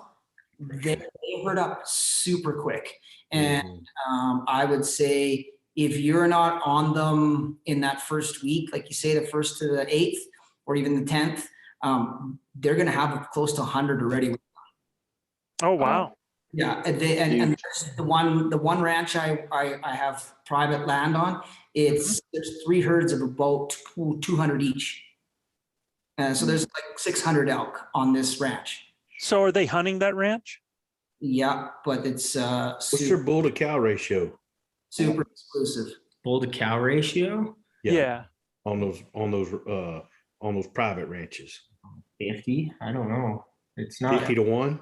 Yeah, 50 to 1, 50 cows to every one bull? 40 to Yeah. 1 maybe. Yeah. yep. I find that up in northern Alberta, there's more bulls. Like it's a better, closer ratio. Here you're getting like this year, I would say out of the 100, if I saw 100, there was two bulls that were even worth going after, and then lots of spikers and non-legal bulls, and then the majority after that is all calves. What does y'all's legal bull have to look like? 3 points or better, 3.0. point. one side. 2 points or 3? Three. 3. Gotcha. And a point here is 4 inches, I believe. Gotcha. Double check that, but yeah. So let me ask you this, Mark. Your favorite strategy for working an animal? Depends on the season. Depends on where in the season is. Right? So mainly what my biggest strategy is, I will get my butt to the top as fast as I can in the dark, and I sit Let up them come to you.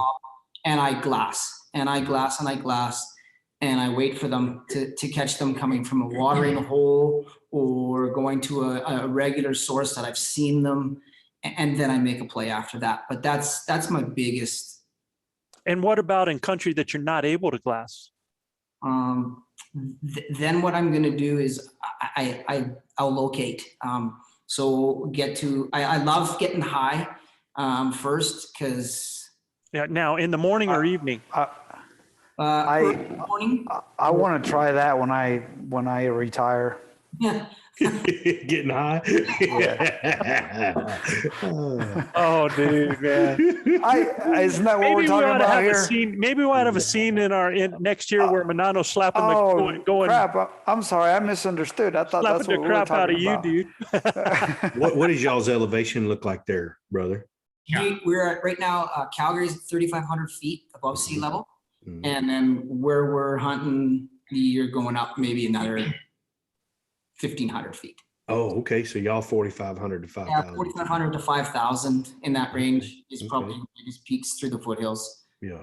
We're double that. Yeah. Do you We're hunt double bedding that. areas? Sorry? Do you hunt the bedding areas like during the day? I do. Yeah, I'm not that guy, but Leigh Yeah. is. Well, like we say, the areas that Mark and I hunt are just so vastly different in Yeah. tactics. Mark likes to go see the elk, and when I've hunted with Mark, that's absolutely the way to do it. Where I hunt up in northern Alberta, you aren't gonna see them unless you catch them in a field right before legal and see where they jolt into the bush, right? Mhm. So I do like hunting the bedding areas because I know that's where the elk are, but with what Mark's talking about, I agree. It's it's tougher. Yeah. Yeah. Especially if you got eyes on them, you can pattern them and things like that. It's a little bit easier. Not saying it's easy, but it's nice to be able to see elk and you could parallel them and do different things. You sound like you've got a pretty good handle on how they're moving. Mhm.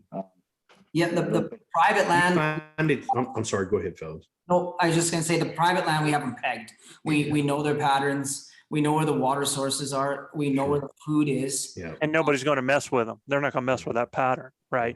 So that's so much different than the public hunting because, that's like we're very, very aggressive on public land because of just some of the things that you're talking about is, we get an animal, if an animal does let us know where they're at, whether it's a mew, whether it's a grunt, whether it's raking, whatever, if we get a location bugle, we're wanting to close on that animal really hard and fast on public land because, like Leigh had said earlier, there's always a chance that those other hunters are there and actually kind of intervene on what's happening with you. So we're super aggressive as far as moving in and trying to get in that bubble or that red zone of that elk so that we can work it. And then we have to read it from there. That's in that time of year when they are sounding off. So from that, and that's where I want to kind of compare and see if there's any similarities or not. Like when we talk about our staging time, so from that 1st to the 8th, and then we've got where that transition, and it can happen from like the 7th to the 10th to the 15th is kind of a transition period for us where bulls are starting, especially the young bulls, man, they're grabbing some cows here and there, but those big guys are still kind of staying off to the side. Are you seeing that or anything different? Grinders tuning in, thank you for listening to the Blue Collar Elk Hunting Podcast. Our goal is to share our knowledge and help you flatten that learning curve so that you too can have some of the very same incredible experiences that have given all of us here at ElkBros a lifetime of memories. If you like what you hear or see, you can get all of this information plus so much more from our Base Camp Elk Hunting Training Camp, the first in a series of online courses from our Blue Collar Elk Academy. Our Base Camp Training Camp allows me to use my coaching style and share almost 40 years of elk hunting experiences successfully hunting elk on public lands, as well as over 20 years guiding hunters of all ages and experience levels. This course will be like nothing you have ever experienced in concept and structure, using success-based coaching techniques that will elevate your confidence and skill sets. Our camp will prepare you specifically from that final moment most in your control, those final minutes or seconds the elk is in front of you, backwards through each step and level, allowing you to see, visualize, understand, and relate every coaching point to what lies ahead, the next step, the next thought process, the next success. Because y'all, you've already been there. You know what it looks like. By tapping my 30 years of teaching and coaching experience, our camps are developed considering multiple learning modes with text, visuals, audio, as well as video. And Base Camp will benefit those new to elk hunting all the way to the 10 to 15 year vet. So if you are looking for that one thing to help you fill that tag this year, invest in the most important piece of equipment there is, you and your elk hunting knowledge. You can find the Blue Collar Elk Hunting Academy and the Base Camp Training Camp at ElkBros.com. That's ElkBros.com. Keep dreaming of the screaming, believing in achieving, and most of all, keep grinding. That's pretty similar for sure.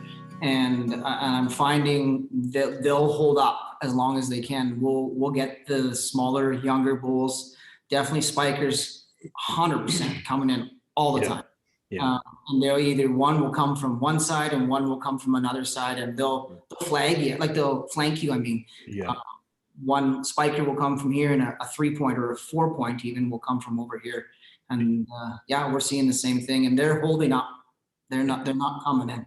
Do you guys find it's easier to call bulls in the northern part, or is it easier to call them on the southern part on the private land?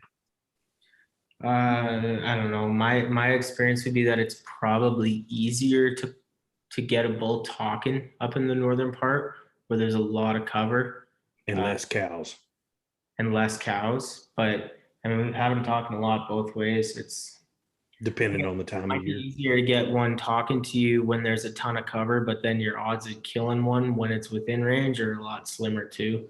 Right. So, trade off. Yeah. So as far as your animals there, like in that more, do you experience more hangups in your open country, Mark, than you do up north up there? Yeah, they will. And if they have a section of trees, I've seen it, like they did it this year to us, they'll hang up in a cluster of timber and they'll just stay there. And then if you have too much of a gap between where I was set up and they were there, they won't cross. And they'll they're all there. Yeah. And then you gotta change your tactic. Well, it's the setup. When we talk about setup. It's just you got to change your setup. You got to get past that barrier before you engage, right?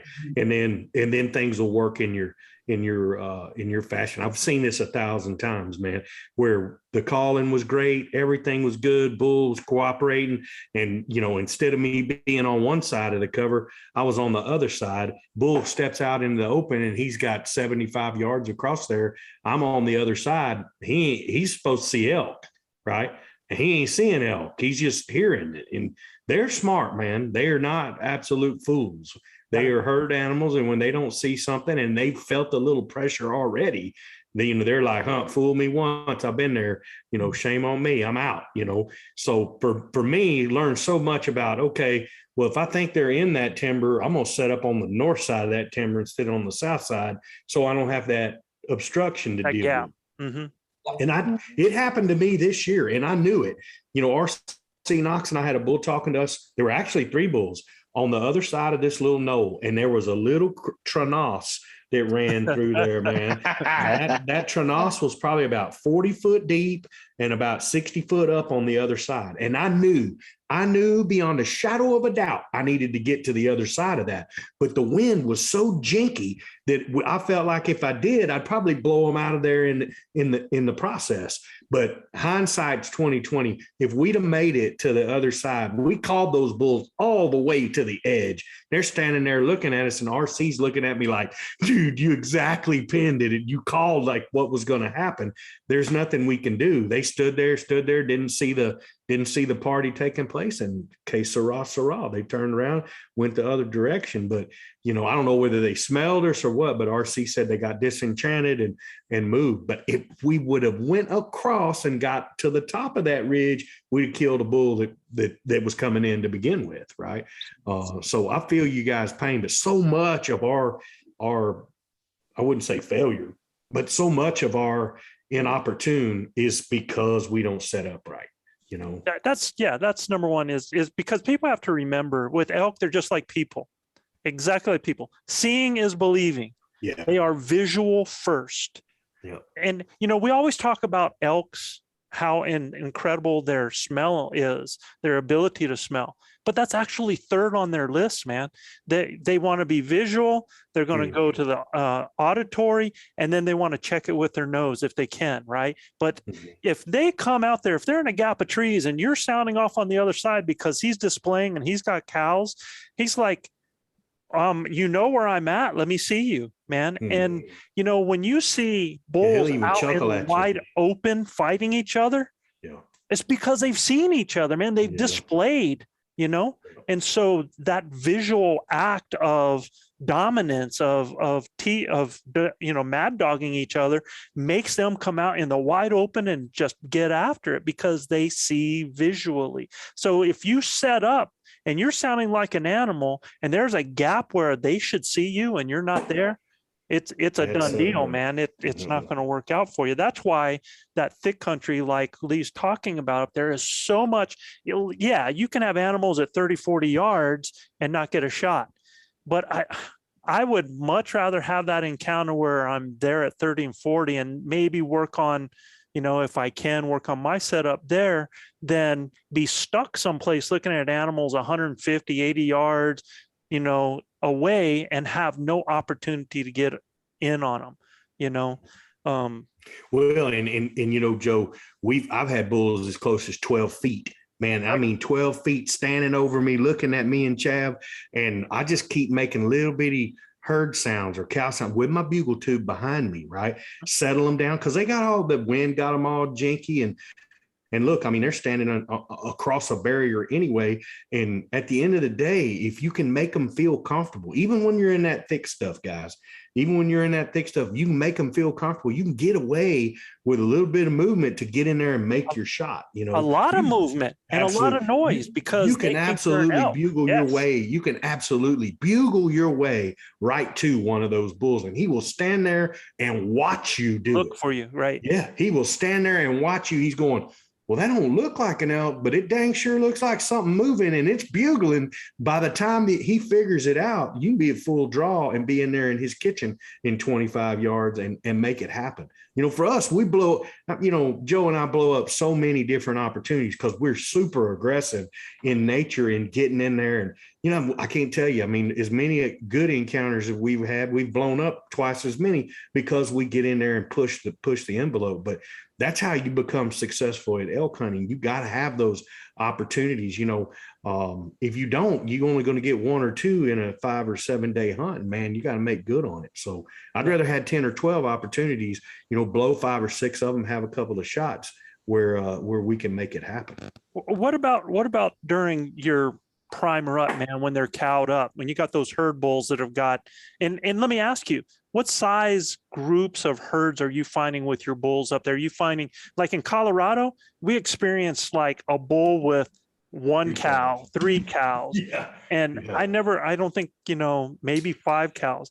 And now where we hunt in New Mexico, we've got bulls with 50 cows, man, in some places. You know, we've got multiple bulls with herds of, you know, you'll see 3, 4, 5 bulls that'll converge together and have about 300 head all together. So what are you guys seeing up there? So the public land, that's about, I'm looking about 50-ish when they're prime. That's about, like, that's a big one.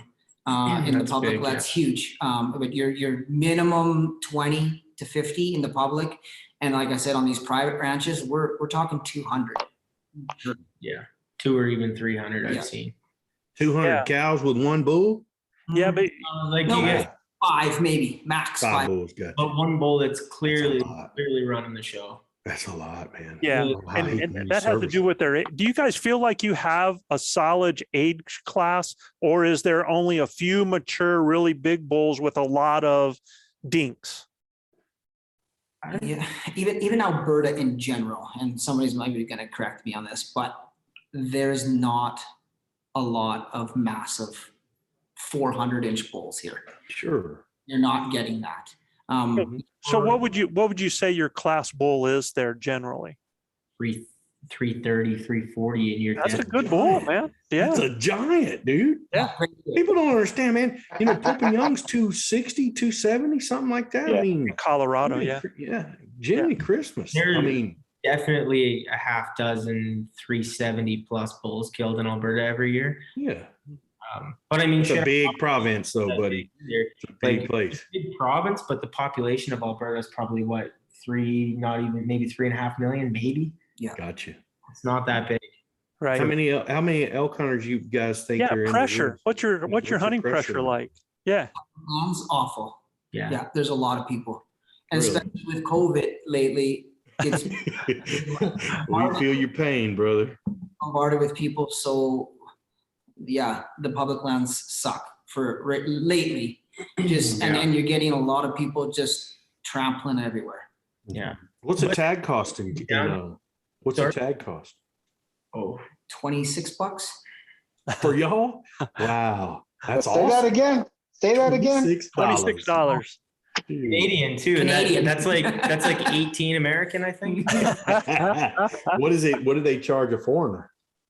Oh, it'd be more. I'd have to look it up, but it's not even that bad. I think it's So that's for you guys from Canada. But so let me ask you some questions for us Americans that you don't want up there. Yeah. We're just now being able to go up there, Joe. Yeah, what's that? Just process? opened it up. What does it? I mean, can people that are not Canadian hunt in Canada without a guide? yes. They Kind can. of. There's a caveat here. So in Yeah. Alberta, you can only do two ways. You can either do one, guide outfitter, or two, it's called a hunter host. So that would mean you would have to hunt with me and I would host you, and you would be either it's a friend or family person. And the unfortunate part about that, you have to be with me. You can't just come here and then That's awesome. Turn you loose. You have to have like 1-for-1, or can you host 2 hunters? I think it is 1-for-1. I think it's 1-for-1. We could be wrong on that. Yeah, If anyone from but- Alberta is listening. Yeah, so they might correct us on that, but I believe it's 1-for-1. And you would have to fill out application. I have to fill out application, and then we gotta basically tell them what. I'll be first in line just before anybody says anything. Is it draw or is it over the counter? You buy tags over the counter. You get a general tag. Yeah, over the counter. Gotcha. Oh, that's awesome. Almost Oh, every yeah. Alberta is a general tag. There's a few really good spots that you need to draw, but for archery, shit, it's almost everywhere. It's Yep. general. Yeah, I'm putting my cell phone number in the chat here, and we can kind of talk. I want to be number 2 behind Louis. So do you have any idea what it costs for somebody not from Canada to hunt a tag? $60. It's super cheap. $60, I think. I can. If Leigh talks, I can double check it right now probably, and I can get you a. So go ahead, Leigh. We're fixing to take ElkBros north of the border, fellas. Go ahead, Leigh. How many hunting friends you got? Yeah. If you're hunting with an outfitter, an elk hunt up here is, $5,000 to $6,000. Yeah. The really cool part I always like to tell people about hunting in Alberta, particularly northern Alberta, is that you will get an elk, a moose, a whitetail, a bear, and a mule deer tag in your pocket, and you have no idea what the hell you're going to come home with at the end of the night. You go elk. That's cool. A lot of it. Yeah. Well, the cool part about that is that in when we hear something like $6,000, and you try to equate that with the States, it's getting in the States so that just to get a tag is going to cost you anywhere from $4,000 up anymore. So the idea that you can get a tag there so inexpensive allows them to charge that amount and still make a really good profit, where they're at. Whereas here, if we were to charge $6,000 for a hunt, and you're paying $4,000 for a tag, there's not a whole lot on the end for the work that you're putting in. So yeah, that's why prices get jacked up. So that's really cool. And so can you hunt moose in that over, with a friend like that, or over the counter as well? Same thing. The moose in Alberta is a little bit different. There's way more draw zones, but there is definitely quite a few over the counter archery zones. Do y'all have private land that y'all hunt for moose too? Yeah, neither of us have ever got huge into moose hunting. I've killed one on private, it's tougher. I'd say killing a moose in Alberta is tougher than elk. So what you were talking about, like with an outfitter, you said with an outfitter, you get an elk, a moose, and all of this. So when you go with an outfitter, you don't have to draw? No, each outfitter has their own area, and they're given a certain number of tags to sell. They can sell them to Albertans if they want, but they don't, because they don't want Albertans learning their public land spots. So they want you guys to come up. Well, we'll try to help out. Absolutely, man. We got some grander plans to hunt moose and elk now in Canada for sure. So let's jump back and go back. We were talking about amount of hunters. How much, in what way does your hunting pressure, how much does that affect your elk on public land? What behaviors do you see? Do they end up leaving, or do they just shut up? No, they'll move. They'll move hard. And some of the areas, they'll be gone, and they'll almost pattern it a little bit, but they'll be gone. If you push them, they'll be gone sometimes 3, 5, 7 days. And then they rotate back in. They'll come back in slowly here and there. But yeah, I when I've hunted the public lands and they're heavily pushed, they're gone. And I've sat there for 5, 6 days after, not seen, heard, Same or here. found them. Same here, Joe. I mean, we saw it in Colorado when y'all went back. Right. Yeah. You know? Yeah. But All that pressure was on during archery season blew them the hell out, and then for the muzzleloader season blew them out. yeah. Now, your weather there, what is your weather like in September? What are you experiencing? Everything. Yeah, like we've had a lot of September days in snow and a lot of September days in miserable wind. And then you also get, if we're going to talk Fahrenheit, we're up in hundreds.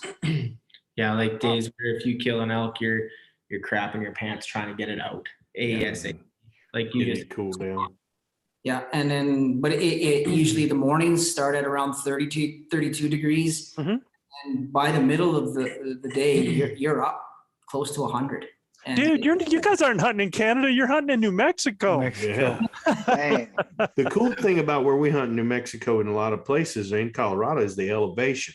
That elevation tends to keep some of your heat down, but not this past year. I mean, we were sitting at what was our camp, Joe? 9,000 feet or Yeah, something like yeah, that. And, uh-huh. man, it was 90 degrees, midway through our hunt. Sunlight. Yeah. 85, 90 degrees is brutal, So Eric, have you heard Does that help y'all different? position your elk too? The heat? Does it position them more around water holes and stuff like that? yeah, and they'll hold up hard. Like usually when they, you won't even see them come out late evening. They'll hold up in the timber and they will not come out. Yeah. And same thing in the mornings. They'll be heading back into the timber Early. before the sun rises, and you don't get to see them because it's so hot. So Eric, have you heard anything any different? like just in this discussion. Yeah, no, yeah. it Like sounds- when we're talking about the elk and what they're elk. talking about behaviors and everything, I mean, doesn't it sound like all. they're hunting New Mexico, bud? Very much so. Yeah. Yeah. I mean, the only thing I think is even like when he's talking about that thick cover, it kind of remind me of like if you were hunting rosies in parts of Oregon, Yeah. you just, I don't know if that's true. And I wanted to ask you that, like in that really thick country, do those animals tend to stay in that area a lot more like a rosie? They don't travel as far. absolutely. Yeah. Yeah. Yeah. So they're, You can it's spook 'em all out. really the same. You can spook an elk out a mile, but they're still around. You can go back the next day and maybe call them back. So your situation is different than what Mark with the pressure. They don't pressure out as far away. Yeah, well, largely up where I am in northern Alberta too, it's a lot of logging roads. So that you see Cool. a lot of the timber just by driving. So, or on quads, there's a lot of pipelines too. So even if they are trying to get away, you can still access them. Most places they'll go. Yeah. Yeah. Very, very. Now, let me ask you about in your thick area. And when you are in timber, and not necessarily the dark timber, because the way I'll describe the dark timber is that it's pretty devoid underneath the trees of grass. There's a lot of gray because it is that dark timber where they like to bed. But in other thicker timber, we have a tendency in our areas for our limb cover to be fairly bare for like the first 5 feet and then really be thick up above. Now in Oregon, they're extremely thick on the ground, and you have to be standing up to see over stuff in order to get a shot. Which of those two most fit your scenario? More so the first one, where you're more impacted by vertical trees than the horizontal part of the tree. But I mean, you can also walk 100 yards and it's a completely different scenario. Right. Yeah, absolutely. Yeah, like I said, it sounds very, very similar. Yeah. You know, when you were talking about, you know, your places with the desert and the breaks in the trees, and then north up with more trees, you almost describe Arizona to a T. Yeah. In some areas out there. Yeah, Eric. Yeah, I had a couple questions around how does fire impact your hunting areas? And then maybe like, I don't know how they are with cattle. You know, they lease a lot of land out to ranchers out here where they're running a lot of cattle. And do you see that in your hunting area as well? Or beetle kills, a lot of beetle kill.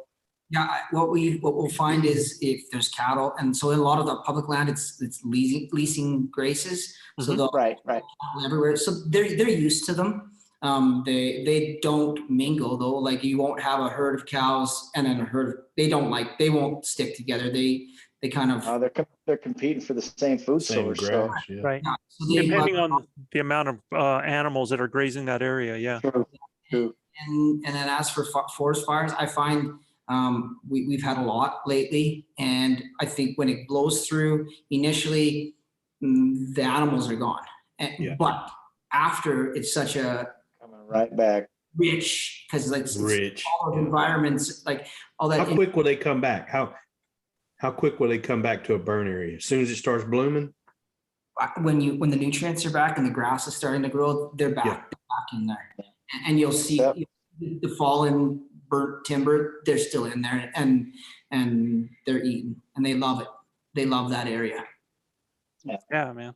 I tell you, man, that I think the more I listen to this conversation, the more it supports the idea that elk are elk, you know, in places. And there's a lot of similarities, and everything has to do with terrain as far as strategy. When you're in open areas, you can do more glassing, you can pick things out, you can stalk more, you can shut up more. You know, the thicker the timber it is, then the way you got to locate them is you got to get them to sound off in some way, or you're going to move and have them come into you so that you can, you know, while they're moving in silent. So it sounds so familiar in all of that I think this was a great conversation to kind of support that idea, you know, That elk are elk everywhere. Elk or elk. Can I Yeah. ask just one more thing? I'm just curious. Yeah. Sure. How are you guys with your e-scouting? I know you guys know your area real well, but you guys do a lot of e-scouting as well? That's a good question. Yeah, we use iHunter a fair bit, but iHunter, I guess, is like your Onyx. That's what we have up Oh, here. it's called iHunter? Okay. Yeah, iHunter. But we know our areas pretty well. We kind of just use it to find our way back to the truck more than anything. Yeah. Yeah. The GPS, right? Yeah. I'm looking at Garmin inReach as well, and it's all topographical. So yeah, we don't do a lot of like hours on ends of looking at maps and planning that way. We find elk and we go where the elk are. We don't find an area to go look for it. Yeah. So I'm going to ask you this. When you guys have a lot of people in the woods, what is the go-to type of area that you're trying to look for and go to get into elk that you're not going to get into other hunters? I find a lot of hunters are lazy, and we have a lot of truck hunters in Alberta, and even elk. They'll hunt by truck and they'll glass from their truck. Me and Leigh, we're foot. We'll get on our foot and we're hiking, and we'll get up. And like I said, I've always been taught animals, if they're running away from you, they're not running down, they're running up. So if you can get up, like that's your vantage point to begin with. And we're up early, and we're hitting the path before the lazy people, and we're up there, and we're working hard. What about in your northern country there, bud? What is your go-to strategy, a place to look for when you've got guys in the woods? Yeah, that's a tough question up there because everybody who's hunting is also a farmer who lives right there, and they all know exactly where the elk are. Mhm.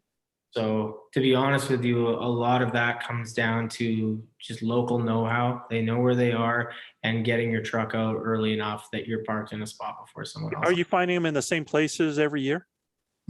Yeah, pretty similar. Yeah. They love to run the creek bottoms. They love that. You find a place with a big alfalfa field, there's going to be elk somewhere near there. Yeah, very similar. Yeah. Awesome, man. Guys, man, great conversation. I sure appreciate it. I mean, Absolutely. we got to learn about some broadheads. We got to do that. We got to learn a little bit about Canada. One thing I'll ask And you I is got an invitation to go hunt in Canada. Price, it's actually it's Say that again? $27 Canadian for the hunter host license. $27. 27. $27. So what's that? 22 American? I can even handle that. Yeah. Yeah. I don't know, Joe. You're pretty tight, bro. You gotta try, see. Yeah, I have He no loses problem with more that, than a but poker you may hand. have some issues Hey, with that because You know, Eric was talking about he doesn't like to wear cotton, dude. You know, man, if I can get 10 shirts from Walmart at $7 a piece, I'm set. I got one per day, man. So I don't have to There worry. you go. Yeah. What about getting the meat back over the border? Is that difficult? Well, I've done a lot of hunting in America Mhm. and brought meat into Canada, obviously Harder. the other way, but it's never been an issue. You have your Weapons? line. Weapons, No handguns. No Don't hand. bring a handgun. Compound bows or bows, it's simple as you don't need to have any paperwork. You just show up and you tell them what you have and why you have it and what you're doing. And they're like, great, enjoy. As for a firearm, you need to fill out a firearms declaration. And you can just go to the Border Services website. It's super simple. I believe it's like 4 pages. You bring that with and no issues. I haven't heard anybody who have issues if you fill out your paperwork properly. Are your borders back open from COVID? if you have a vaccine. You Vaccine. got vax card. Okay. If you are traveling to and from between Canada and America with a gun, just book yourself a really long layover. I know this because my dad does a lot of international traveling with a rifle, and he avoids going through the States as much as he can. He always gets through. They just take a very, very, very long time to get you. Yeah. I hear that if you're Venezuelan, when you get to the border, they send you right back down south. Yeah, he ain't coming to Canada, son. They're gonna ship him straight back. They need some refugees up there, man. Of course, It's he like, could use his Spanish man. passport, probably. it's like I'm sure Gilbert. those guys will be willing to open their borders for people like need it, like us Venezuelans who don't have a democracy in our country anymore, man. So. They're gonna look at Luis's card and go, Fernando Valenzuela. Yeah, I had 24 wins with the Dodgers. Hey, Fernando Valenzuela, get out of here. Oh man. Close us out, Gilbert. Guys, what a great show, man. Leigh, Mark, fantastic having you guys on there. Sounds like y'all got it dialed in Canada, and we're really excited about the broadhead that you brought to Absolutely. us, and we're going to be having more discussions about that as well, man. Guys, if you like what we're doing, please subscribe, rate, and review. You got to go to Apple Podcast or iTunes to review us, and you can check out more elk hunting content at ElkBros.com.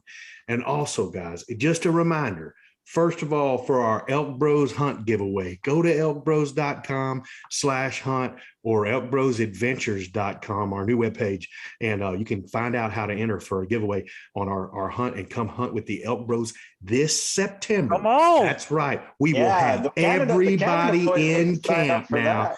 I'm Yeah. telling you, we're so excited to have one of our grinders in. You hear Joe with a big Come on. deal? I mean, look, it's going to be epic. And listen, you guys on the gram, on the social media posts, please like us, share.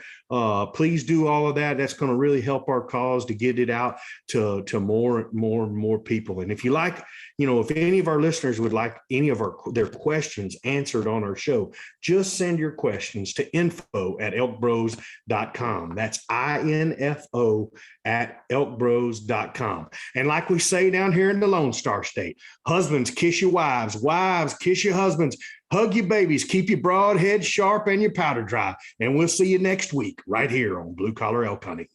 Yes, sir. Take What's care, next? boys. What's next? And guys, for Tony all our Wintrip. grinders out there, here's some more music from my brother Tony Wintrip to close out our show. Peace, everybody. Peace out, guys. Take a good look at me, I'll be gone for a while in the backcountry, where peace of mind is destiny.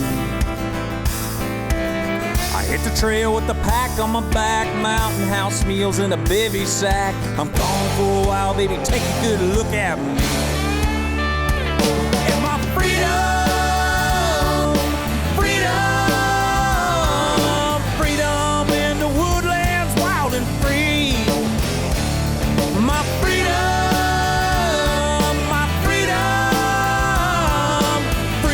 from the chain that can't hold me. I kissed the pearls on my cheek goodbye. I made one laugh and I made one cry. I'll be missing you and you'll be missing me. When you lay your head down at night, just know your daddy's safe in the bright moonlight. September sky, as far as the eye can see.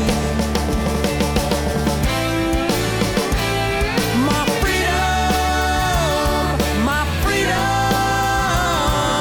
freedom from the boss man that don't like me. My freedom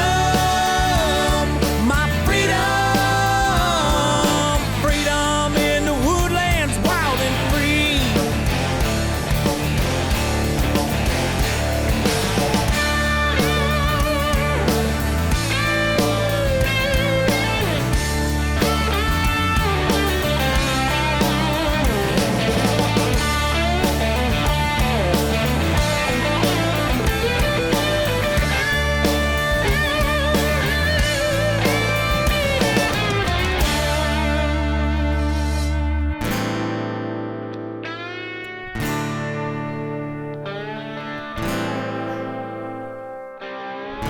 I can see the mountaintop with the highest peak and no backdrop. It's a long way up from here and a long way down to my freedom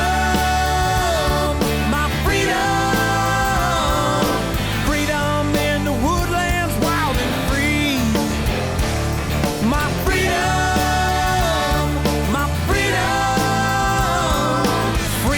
from the chain that can't hold me. My freedom